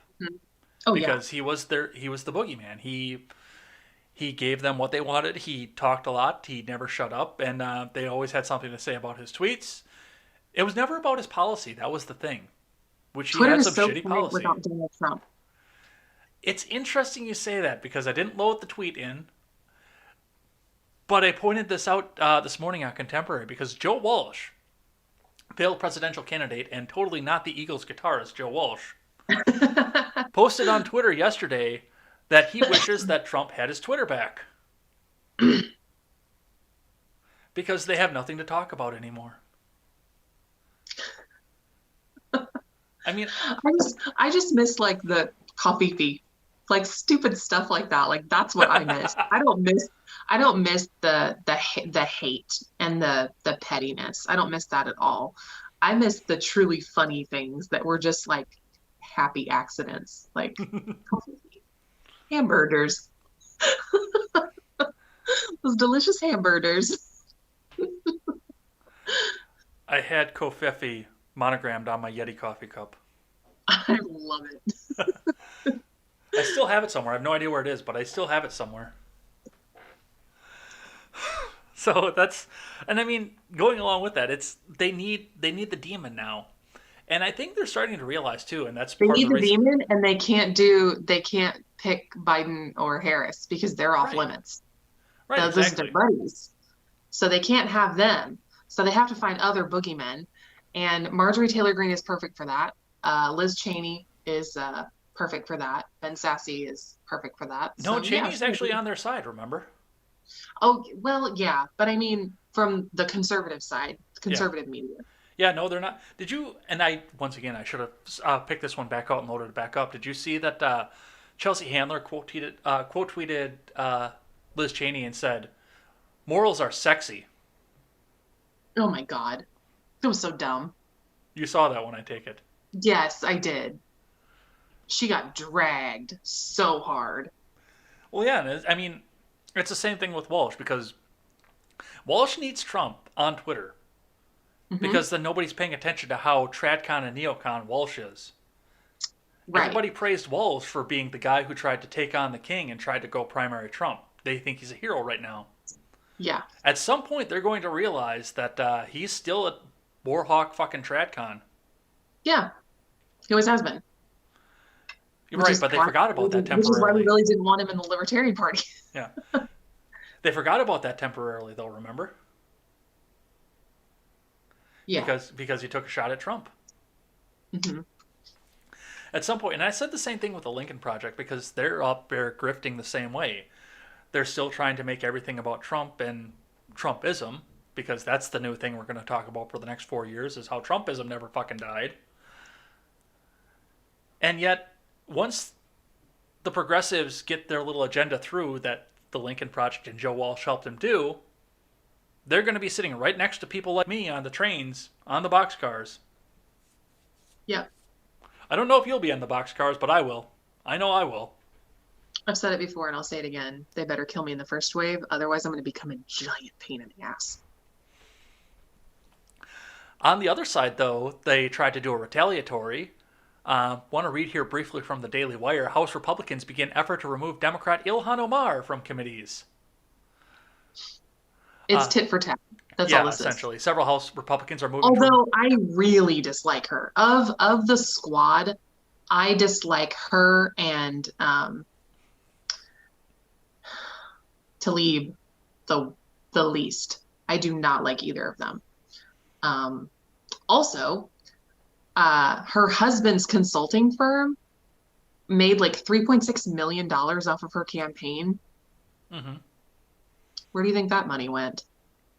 Right back into her family. How much do you think his salary was at that consulting firm? Why, that would never happen because that would be immoral. Ilhan would never do something like that. Okay. Well, the argument going on with Omar was one of the arguments that House Democrats made when they decided to strip Greene of her various committee positions was the fact that Marjorie Taylor Greene, and I keep getting these names mixed up here, Marjorie Taylor Greene was very anti-Semitic, and she was talking about Jew lasers coming down to eliminate humanity. That's not what she said, though. She said something along the lines of, she didn't say space lasers, but she said something else, and she said it's all connected back to the Rothschild family. Yep. So, which is like right on the same vein of everything else that Ilhan Omar was saying. Yeah, it's true. So yeah, they're going to come out and try to play that game with her and try to say the anti-Semitic for anti-Semitic, which, I mean, at some point I'm going to sit down with Freckled Liberty and ask her if they actually do have the lasers in space. I think she said they don't. I think you're right, actually, because I do believe somebody already asked her about that. Yeah, I'm pretty sure that they have. I'm sure, knowing our mutuals, yeah, I'm sure that she was asked. Did you see that Nancy Pelosi decided that her own rules were not for her about going into the chamber? No, I didn't. Oh, yeah, I did. So this week, Nancy Pelosi was caught bypassing her own metal detectors as she's talking about raising the fines from 5,000 to 10,000. The first fines have been withdrawn directly from congressional salaries this week. One congressman, let me see if I've got the archived article up here. One congressman got $25,000 of fines taken out. Yep. Not Jim McGovern. He was the one that was imposing it. Ralph Norman out of South Carolina has racked up $25,000 worth of fines for bypassing the metal detectors. Wow. And then Nancy Pelosi herself walked around them this week too. Interesting. So apparently the resolution or the bill or whatever it was that was going to change this rule, apparently it was on the schedule today for voting. Okay. I don't know what the results were, but yeah. I didn't see that, so you're that one's news to me, but I will look into that for Contemporary in the morning. Helpful tip. What's that? If you would like to keep up with legislation and what's being voted on like that day or that week, you can go online and subscribe to the calendars, and they will send you daily updates. Is that like when AOC updates her Instagram? That kind of update? No, these are like from the House clerk. Okay. Like the proceedings. Like they update the proceedings and then they'll email you at the end of the day and give you an overview. The majority leader also has updates daily and weekly. Okay. But yes, GOP politicians want Pelosi to pay $5,000 for ignoring her own metal detector rules in the Capitol. Hours after House Speaker Pelosi docked $5,000 from the pay of two GOP congressmen for flouting the new metal detectors, a group of Republican politicians demanded she pay the same fine for the same offense. Yesterday at approximately 9:59 a.m., multiple members observed the Speaker of the House entering the House chamber without completing security screening. The members wrote to House Acting Sergeant-at-Arms Timothy Blodgett. So, yeah, there you go. Wow. She's really worried about people getting in there. Which, I mean, Pelosi's not going to be the one that's going to be carrying something. I mean, a 22 would knock her on her scrawny little ass, I'm sure. Mm-hmm. Yeah, I mean, for all the purposes, like I think that this was actually already adopted, it looks like. So they're already accumulating fines. There's plenty of people already accumulating fines. Oh yeah.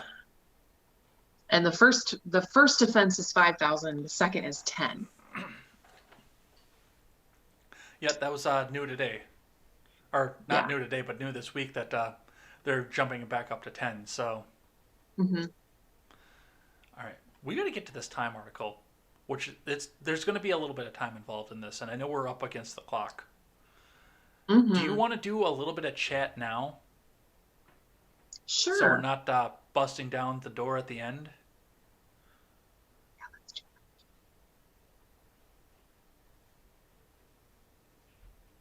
I have to go back and find my place. I don't even remember where you left off. I don't either. Did we talk about it before or after AOC? Right before AOC. Okay. So Barry says, is AOC trying to mansplain this?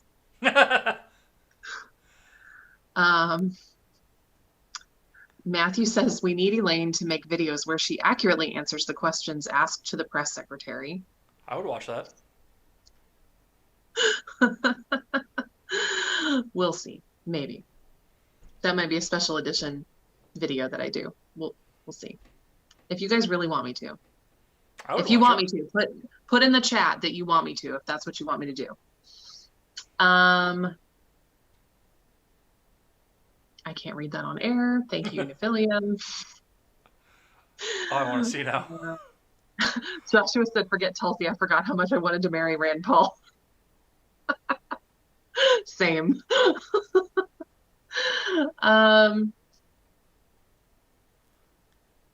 her social media is monetized. She's simply making bank with the attention. Yes, absolutely, because I suggest any candidate monetize their social media. If you are not monetizing your social media and you're a candidate, you're a dummy.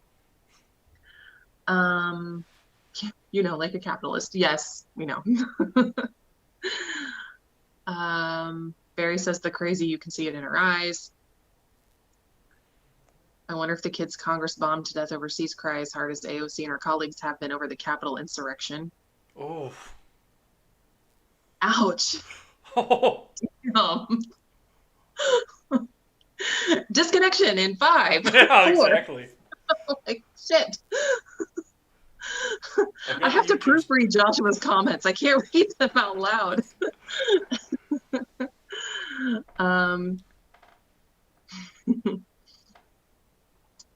If you're under 15, you don't need a code for the tunnels.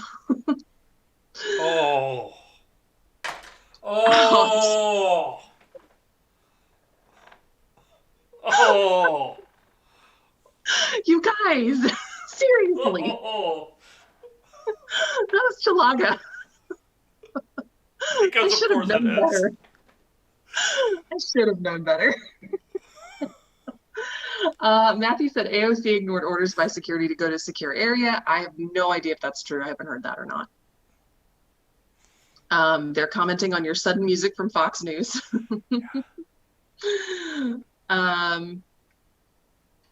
Remember 2018 when AOC let protesters in to surround Pelosi's office?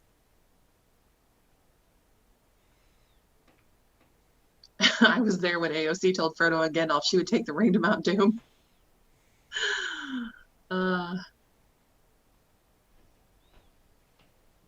Kurt's mad at me and says, quit assuming she's not a terrible person. Oh, Barry said, if you were in that situation, you would have taken on that crowd with the heels as your weapons. And I said, yes, I would have. The jugular and your temple are prime targets for stiletto heels, not to mention your eyes. Nephilium wants to know, do you, Ed, know what high heels feel like? I do. What? I do. I need to hear this. It was a show choir thing. Apparently, the choreographers thought it would teach the men grace if they tried to dance in high heels. Oh, how did that go? Picture a bunch of 17-year-old men in high heels for the first time. So basically, you were like baby deer. Kind of. Okay. But you stomped harder, I'm sure. Probably.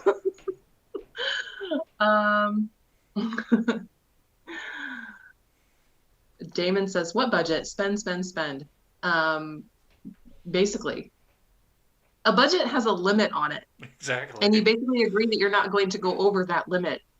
And every time they get close to going over the limit, they're like, oh yeah, let's just suspend the debt ceiling. That would make great, that makes perfect sense. So I don't think we can really call it a budget at this point. Everyone else is also upset about two of those budget exceptions for the year. Chalaga says, I'm a Robert's Rules of Orders guy. Okay. I'm not that masochistic, but okay. Point of procedure is best explained in Animal House. I don't think I remember that part. Ed probably hasn't seen that movie. Guilty. See, you guys, like, what am I going to do with him? We had our little glitch. Everybody said we came back. Kyle says he looked it up. 150,000 in California is sub 60,000 in a lot of the South. Yikes. Especially when you consider that an average house in California is over $400,000. Yeah, I know. We were having that conversation. That's if you're not like living in LA or Southern California in general. Jeremiah, don't bring common sense into government handouts. What are you thinking? Charlie's here. Charlie's one of my friends. He said, you would expect Democrats to know they'd hurt their own, but they have no clue about economics. Yes, that's what I said. We agreed. Chalaga says, powers that be economically illiterate or purposefully trying to end America with policies like federal minimum wage. It's a good question. Swamp Fox is here and asked if we were Trumpers. And I said no. I mean, at least I'm not. I voted for him, but I had to do it kicking and fucking screaming. Did you vote for him twice? Yes. We established that last week. It's never going to hurt less when you say that. And by the way, I am J. Edgar. You know my first name, right? Yes, I know your first name. Okay, I didn't know. Yeah, he is actually J. Edgar. Like, it's not a Hoover reference. Mm-hmm. Jeremiah said, strange new respect. I'm not sure what that means. Couldn't tell you. I don't either. Jesse wants to know, how can he harness the powers of the lasers? Kurt says, as a probationary member of the Illuminati, we do not use space lasers. We use Nancy Pelosi's flatulence. Oh. Right then.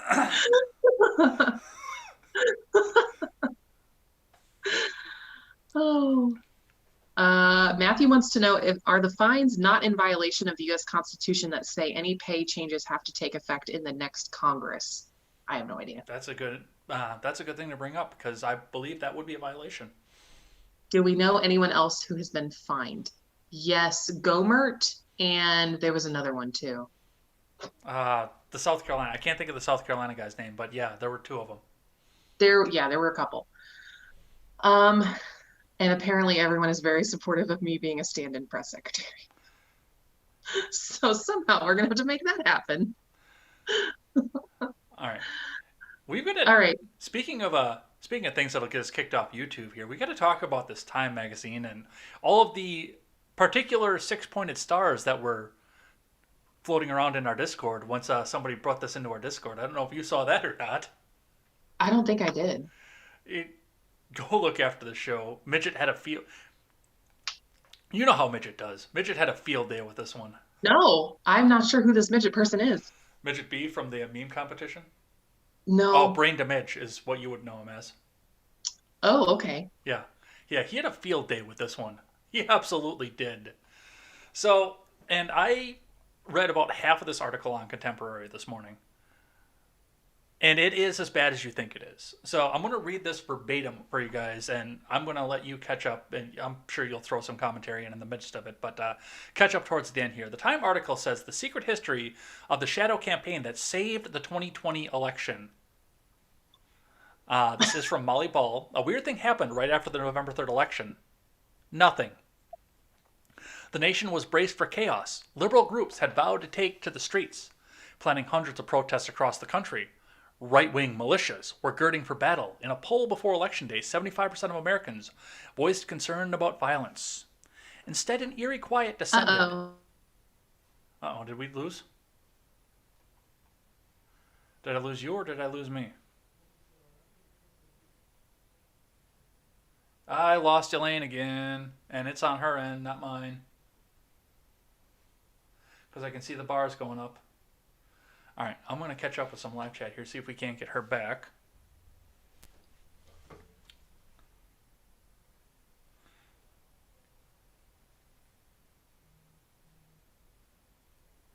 Come on, keyboard, come up.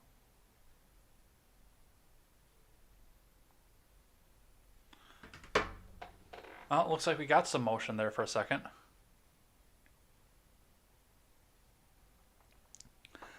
Well, I think we're going to lose her here for a second here. Let's catch up with some live chat here.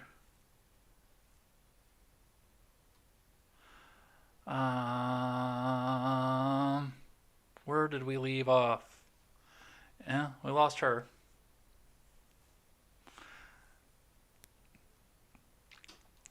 The fines are in violation of the U.S. Constitution. We caught that. Let's see. Yeah, it sucks that we did this right after a chat break here because we've got to get caught back up. Seawall says, damn chat, you're spicy tonight. Yeah, they are. What about the text censorship? I'm not sure what you're talking about off this one. I want credit for that Frodo comment, yo. Yep, I was in play where I played a woman, had to wear a wig, dress in high heels. It was quite fetching. Ron, I've never seen you before. I've heard your voice, but I've never seen you before, and I want to see that. Give me just a sec. I gotta get something over here.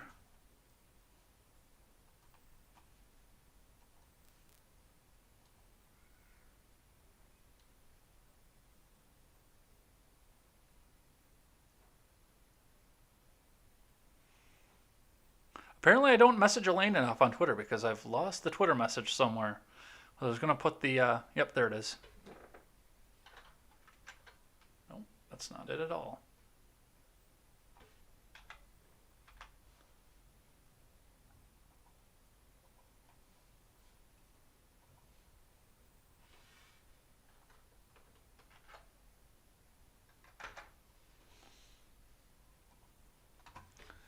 All right, let's see if we can't get her back here. I'll let her know that I sent that back over to her Twitter, in case the phone can't pick it back up. Oh, no, she's back in the waiting room.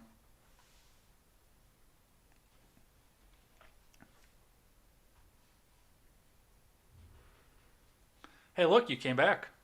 I came back. All right. We were talking a little bit of a live chat here, and yeah, we lost you there for a second. Yeah, I missed your whole summary. Yeah, well, I had just started anyway. Damon Horner asked if we got canceled, or if you got canceled. Considering the things that you guys are making me read out loud that you're commenting, it wouldn't have been surprising. Wait till we get monetized on YouTube and Super Chat starts and they start paying you to say some of that stuff. Oh, all right then. Let's do that. Because that'll be interesting. So, did you hear anything off of this so far? Because I heard you say "uh-oh" right before you froze. I said uh-oh because I had frozen. Yeah. Or rather, because you had frozen and I couldn't hear what you were saying anymore. That was the last thing I heard from you. So, where did you leave off from this? I heard none of your summary. Okay. So, I'm going to read this just a little bit verbatim here. The secret history of the shadow campaign that saved the 2020 election. A weird thing happened right after the November 3rd election. Nothing. The nation was braced for chaos. Liberal groups had vowed to take to the streets, planning hundreds of protests across the country. Right-wing militias were girding for battle. In a poll before Election Day, 75% of Americans voiced concern about violence. Instead, an eerie quiet descended as President Trump refused to concede. The response was not mass action, but crickets. When media organizations called the race for Biden on November 7th, jubilation broke out instead as people thronged cities across the U.S. to celebrate the democratic process that resulted in Trump's ouster. And totally weren't social distancing either. A second odd thing happened amid Trump's attempts to reverse the result. Corporate America turned on him. I think they did that before that, but hundreds of major business leaders, many of whom had backed Trump's candidacy and supported his policies, called on him to concede. The president, something felt amiss. It was all very, very, very strange, Trump said on December 2nd. Within days after the election, we witnessed an orchestrated effort to anoint the winner, even while many key states were still being counted. In a way, Trump was right. There was a conspiracy unfolding behind the scenes, one that both curtailed the protests and coordinated the resistance from CEOs. Both surprises were the result of an informal alliance between the left-wing activists and business titans. The pact was formalized in a terse, little-noticed joint statement of the U.S. Chamber of Commerce and AFL-CIO published on Election Day. Both sides would come to see it as sort of an implicit bargain inspired by the summer's massive, sometimes destructive, racial justice protests in which the forces of labor came together with the forces of capital to keep the peace and oppose Trump's assault on democracy. That is not for a second what happened over the summer. No, it's not. Not even a little bit. The handshake between business and labor was just one component of a vast cross-partisan campaign to protect the election, an extraordinary shadow effort dedicated not to winning the vote, but to ensuring it would be free and fair, credible and uncorrupted. For more than a year, a loosely organized coalition of operatives scrambled to shore up America's institutions as they came under simultaneous attack from a remorseless pandemic and an autocratically inclined president. No, he did a lot of stupid things, but autocracy was not one of them.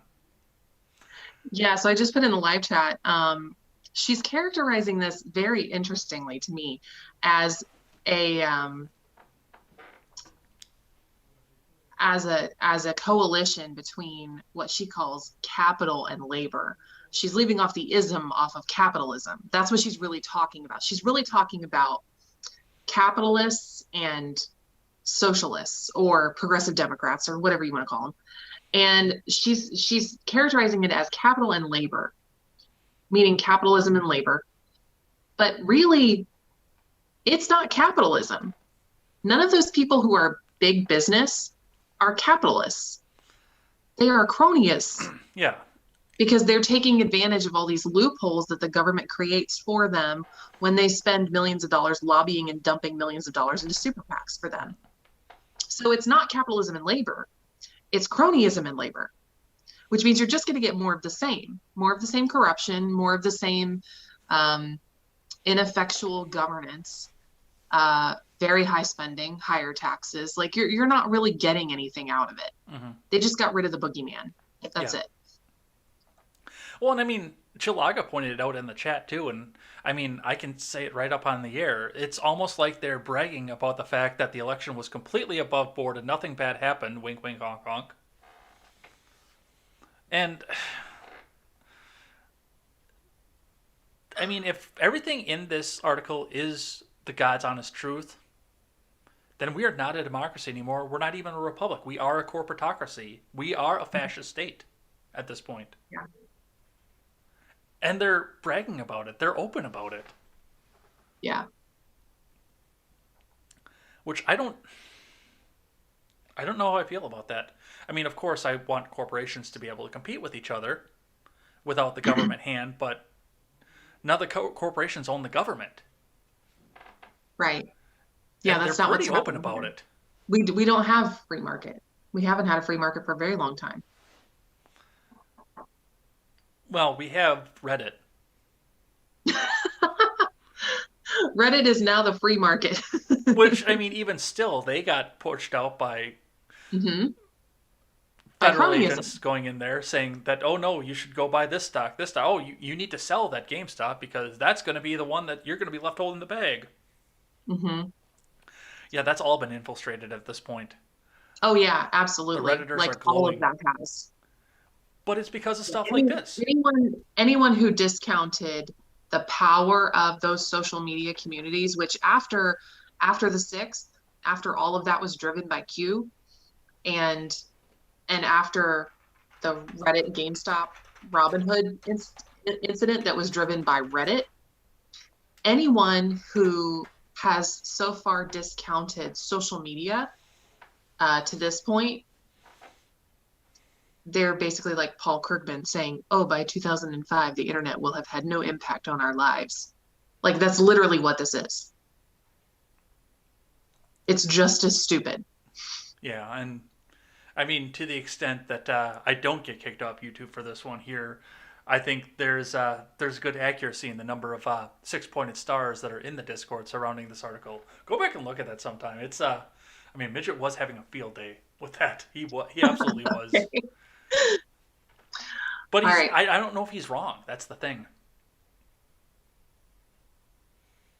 I mean, I don't want to say Rothschild or anything like that, but who's in charge of a lot of these companies? We are almost out of time. All right. Do you want to, because I got one more that I want to get to before this, just because you'll get a good laugh. And this isn't the surprise stupidity. It's one more here. You want to hang over for just a half second because of the connection issue, or do you want to just run into surprise stupidity? I can hang for a few more minutes. Let's do it. All right. So we got to talk about everybody's favorite pencil-necked little shooting victim, David Hogg. Because he put this one out. Let me get this one queued up here. There it is. I need a unionized pillow manufacturer in the U.S. We're having a hard time finding one. If you know one, please DM. Which, I mean, if you're going to start a company making pillows, you should have a pillow to sell before you start your company here. But from the Hill, David Hogg to launch pillow company to compete with My Pillow. Gun control activist. Go ahead. What's his going to be called? Hog Pillow. I don't know. Bite the Pillow? Bite the Pillow. So from everything that I've read about this is not about going out and making a new product or anything. They're going out looking for a product that's unionized already, that's already in full production, and they want to slap his pencil neck little fucking face on it and say, "Well, please buy my pillow. I was in the Marjorie Stoneman Douglas High School. Just feel sorry for me, pity me." That's what I'm seeing out of this. I don't know if you've seen anything about this so far, or... Yeah, I mean, I've seen it. I feel like it's just going to be an excuse for him to drop out of Harvard. Oh, you think we're going to go that route? I Yeah, didn't I think think he's about going that. to create a successful company and then drop out of Harvard. I don't think he's smart enough to be there. Well, I know he is being a silent partner in this particular one. Huh. He's not going to be an active partner in this. He's working with William Legate, a progressive tech entrepreneur, to directly compete. And that's his point, is to directly compete with Mike Lindell. And of course, anything that he posts on this is filled with simps out there that keep saying, "Well, I bought a MyPillow and it was terrible, so I burned my MyPillow." Whatever. Well, Mike Lindell still got your money, so. Yeah, exactly. But he is supposed to be taking a back seat to this and then continuing on with his studies, is the way this is supposed to be going. But yeah, I kind of think that you might be right now that you bring it up. I didn't think about this when I first talked about this. And once again, I really think that they're just going to stick his face on the packaging. Oh, that would be awful. Whoever thought that was a good marketing idea is an idiot. Well, just give me the fucking iPhone already, and I'll show you how to do it. That's that person. Yeah. Which, I mean, don't get me wrong. He does have a sort of simp-like following online. He does. And there are people out there, if you read his comment sections, there are people out there who are going to buy this pillow just because he's endorsed it. Of course. He is a social media personality. That is what he is. That is his purpose. He's a influencer. But to be fair, there are also people who have bought MyPillow just because Mike Lindell and Trump. Right. So, oh yeah.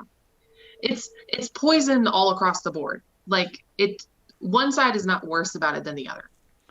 well, then of course David Hawk can get up there and get on a soapbox and say, "Well, mine is built in union shops because, progressives care about the union again suddenly." Right. All right. All right, I got one here. I thought you were going to enjoy this here. I got a surprise for you at the end.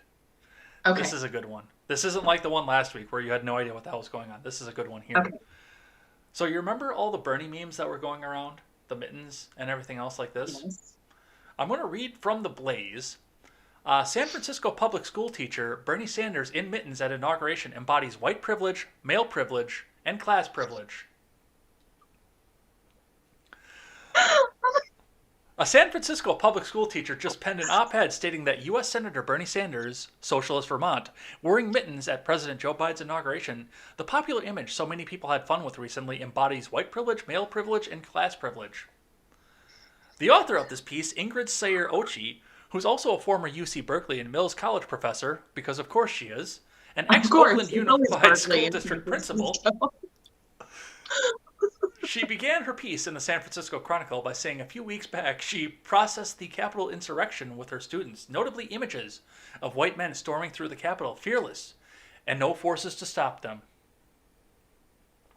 Sayer-Ochi recalled she told her students at the time, "This is white supremacy. This is white privilege. It can be hard to pinpoint, but when we see it, we know it." Then she said I don't disagree with that though, because if that had been the BLM protesters, they would have opened fire, no doubt. See, you and I differ on that because I'm pretty sure if they were BLM protesters, Nancy would have invited them in and gave them a cup of coffee. No, the Capitol Police would have opened fire, regardless of what Nancy Pelosi wanted. That's what would have happened. She then said her high school has analyzed images from the inauguration. The question was said, "What do we see?" Sayer-Ochi's answer was that we saw diversity, creativity, and humanity, and a nation embracing of all this and more. And while she acknowledged that Sanders was barely on our radar on Inauguration Day, the following day he was everywhere. "Mittens of white privilege, what do we see?" Sayer-Ochi recalled in her op-ed, asking her students once more the answer. They saw a white man in a puffy jacket and huge mittens, distant, not only in his social distancing, but in his demeanor and attire. It's cold. You wear a coat. That and the fact that he's 1,000 fucking years old and he doesn't have good circulation anymore. Yeah, there's that too. Yes, this is a real article too, by the way. I know.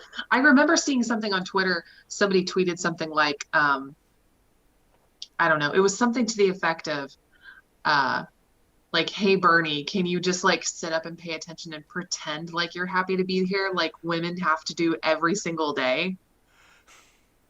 What? If you don't want to be there, don't go. Ah, I just thought it was funny. I know. I thought you would enjoy this particular article too. I thought you would get a kick out of this, and like I said, I'm sure you knew about the It's article. hilarious but, and totally detached from reality. But okay. well, people like Sarah Ochi live in a life where they are totally detached from reality. True. It's that Berkeley water. That is all that I have. Let's see what the live chat has to say, and then we will head on out of here. What a day.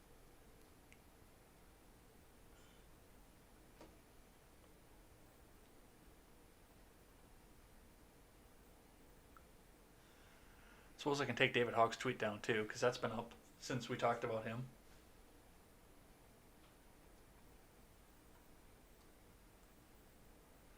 Still trying to find where you're caught up, or did you lose that too? Right where I said I'm back. That's when I logged back into Restream. So I don't have any of the comments above that. Oh, okay. I didn't realize that. We'll see what we've got going on here. Ron said he was in a play where he played a woman, had to wear a wig, dress in high heels. He was quite fetching, which I have not seen Ron before. I've heard his voice because he's been on a Discord chat with us, but I've never seen him before.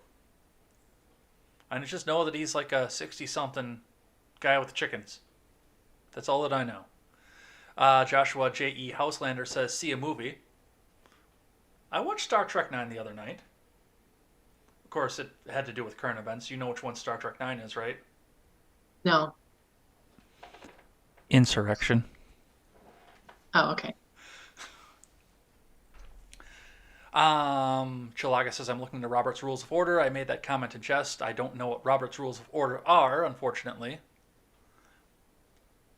You will soon.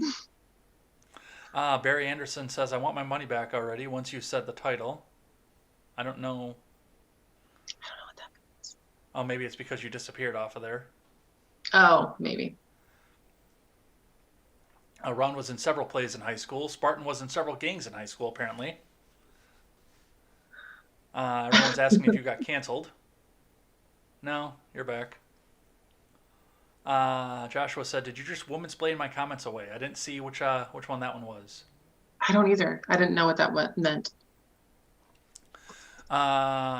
Yeah, Chilaga says, I want to be careful here. The Time Mag article is kind of making it seem like they're bragging about allegedly the election being completely above board with nothing bad happening. Charlie Larkin says, I read the Time article. Great look into how the sausage is made. While no Trump fan, one thing he was absolutely right about is DC is a festering swamp, and that article proved it. Yes, it is. Eric Chenault is asking if this is live. Yes. There are no two parties. The globalists are after we the people, and they're also putting chemicals in the water to turn the frickin' frogs gay. Oh, that reminds me. This broke today. It probably won't be a big news story, but I'll mention it. Speaking of water, hackers hacked into a water treatment plant in Florida and changed the chemical levels in the water treatment plant, so the water became unsafe to drink, and they had to issue a notice to not drink the water. That was in Florida? Mm-hmm. Somebody go check on the Gen Gap guys. Have you all been poisoned? Are you good? I don't think Robert and John are in here, which is lame because I played their clip. You can tell them on their show. I told John to reach out to you because I want to see you take the political compass test on their show. Oh. I want to see where you land versus me. I'll tell you off mic where I landed. GOP and DNC are attached to the same dirty bird. Chilaga says Reddit Bros will give you a good 7 seconds. Let's see. McConnell wants us to show spoon. I don't have a spoon over here, do I? I've got a Yeah, that's spork. what I said. I was like, I don't have a spoon. I have a spork. There you go. Let's see. Shill for forks. Damon Horner says GME was not in all Reddit. Big players behind the social media made this happen. Active traders killed the 401k participation. Eric Chenault says dual citizenship should not be allowed in our leadership. And CIA plant hog. Ron says, Spartan, are you sure those weren't called clubs instead of gangs? I'm not going to read what Charlie Larkin put because that's Susan bait right there. Chilaga says, Eric, you got to get off YouTube. I love the Clintons. I voted for Joe. Sorry to hear. Apologies for your brain cells. Barry Anderson says, as much as being a 2A advocate, I dislike Hogg. I want to end to school shootings and senseless violence with firearms without taking people's rights away. But Hogg and that group have made so much money off that tragedy. Yeah, well. Yeah, definitely. Yeah, I'm not going to tell that joke. That one's a Susan bait one, too. You know what I mean? They're sneaky. No, I had one going through my head, but that one's Susan bait, Oh, too. okay. Joshua E. Houselander says, I would rather lick the dumpster outside of an abortion clinic than sleep on Hogg's pillow. Yikes. Okay. Did we must lose Deal Live because Ron's over on YouTube, too. McConnell Smuggles Coke says, every space laser is a Jewish space laser, and that is the tamest thing that Chad has said tonight, by the way. That one can get around the Susan things. Kurt Howard says, Iron Maiden and Boston for the Rock and Roll Hall of Fame. I'm okay with that. I like both of those bands. Okay. I find it most funny. What movie should we make Ed watch for next week, you guys? Oh, yeah, that's right, because you've got that announcement to make, too. What announcement? What? I'll remind you after I'm done with chat. Okay. Because I'll probably do it in the outro. You guys, I say things and I forget about it, and he has to tell me what I said. Chilaga says, I found most things funny, but the Bernie thing didn't make me laugh. Well, it made me laugh, so... Well, Chilaga, you already heard that, because I read that at Contemporary, too, last Tuesday. Charlie Larkin says, Florida man goes high-tech. Chilaga says, elect me to trolling czar. Spartan says, such a facility should not even be connected to the net. Yeah, probably true. Yeah, true. Apparently Brightburn is the movie, because they were talking about that earlier. Or Space Force is another one. Or Spaceballs, rather, not Space Force. The future of Space Force. All right, and that is going to be it. That's what I got there. Thanks, everybody who hung out, and I think we're going to get on out of here. What do you think? Sounds good to me. That means that I can click this button right here. All right, and I want to thank everybody who came by and chatted with us through the night tonight, kept us honest, kept us on point, and brought us some new information to talk about. Remember, if you want to get in and check out Contemporary and help guide the show, you can check out the Discord and the Gilded server in the description below. You have full access to the both of us to come and talk to us. You can put articles in there. That's how I get all my articles for Contemporary, so come and check that out. You can also find the links for the YouTube, DLive, and Twitch up in the description that you're seeing on the YouTube side as well, where you can go and check out my other channels. You can go continue to follow Elaine as well over there. You can go support us both on either Subscribestar or Patreon. You can check us out, or I've got my PayPal in the description below as well. Throw us a couple bucks. Help us get some of the tech issues taken care of, because I know we're a little duct tape production over here, but we're the little duct tape production that tried. And next weekend over on the Libertarian Redhead channel, tell us what's going on there. You guys asked the last week, who is this Ed person that you're hosting this podcast with? So I promised that we would do a special episode of the Red and Ed Show where you guys could meet Ed officially. So we are going to be doing that this coming Saturday on Libertarian Redhead page. I'm going to create an event for it so you guys can see the time. We agreed on 7 p.m. EST. We'll probably do 10 or 15 minutes about who is Ed. And then the rest of the time, maybe for another 30 minutes or so, we'll just do an AMA. So you guys can ask both of us a question, one of us a question, however you want to do it. So it should be a lot of fun, and we're gonna do a happy hour. So I'm gonna have a drink. Ed's gonna have a drink. We can bring a drink, and we can all hang out together. It looks like you froze up over on that side too. You're a little bit garbled in your speech, and you are frozen. Oh, now you're back. But yeah, we heard everything off of that. So yeah, come back and check us out next Saturday. That will be at 7 Central Time, or 6 Central Time, 7 Eastern. I can hear you now. I don't know what's going on with our connection here, but we gotta get this finished out. And if you're just catching up now, you can catch us back also on demand on YouTube and over on BitChute.com. Both of those are linked in the description. Come back out and check us out. Or if you want to take us on the go, you can take us on the audio platforms: iTunes, Google Play, Stitcher, and Spotify. And if it gets processed tonight, like it has been over the last couple of weeks, I will get that up on this episode up on the audio platforms, if I can even talk yet tonight. So go ahead and check that out. It looks like I'm losing my co-hostess here, so I'm going to lead us out of here saying never take the words of bloggers, podcasters, or journalists as gospel. Find all the facts and draw your own conclusions, and you guys have yourselves a good night. Take care, and we will see you next time.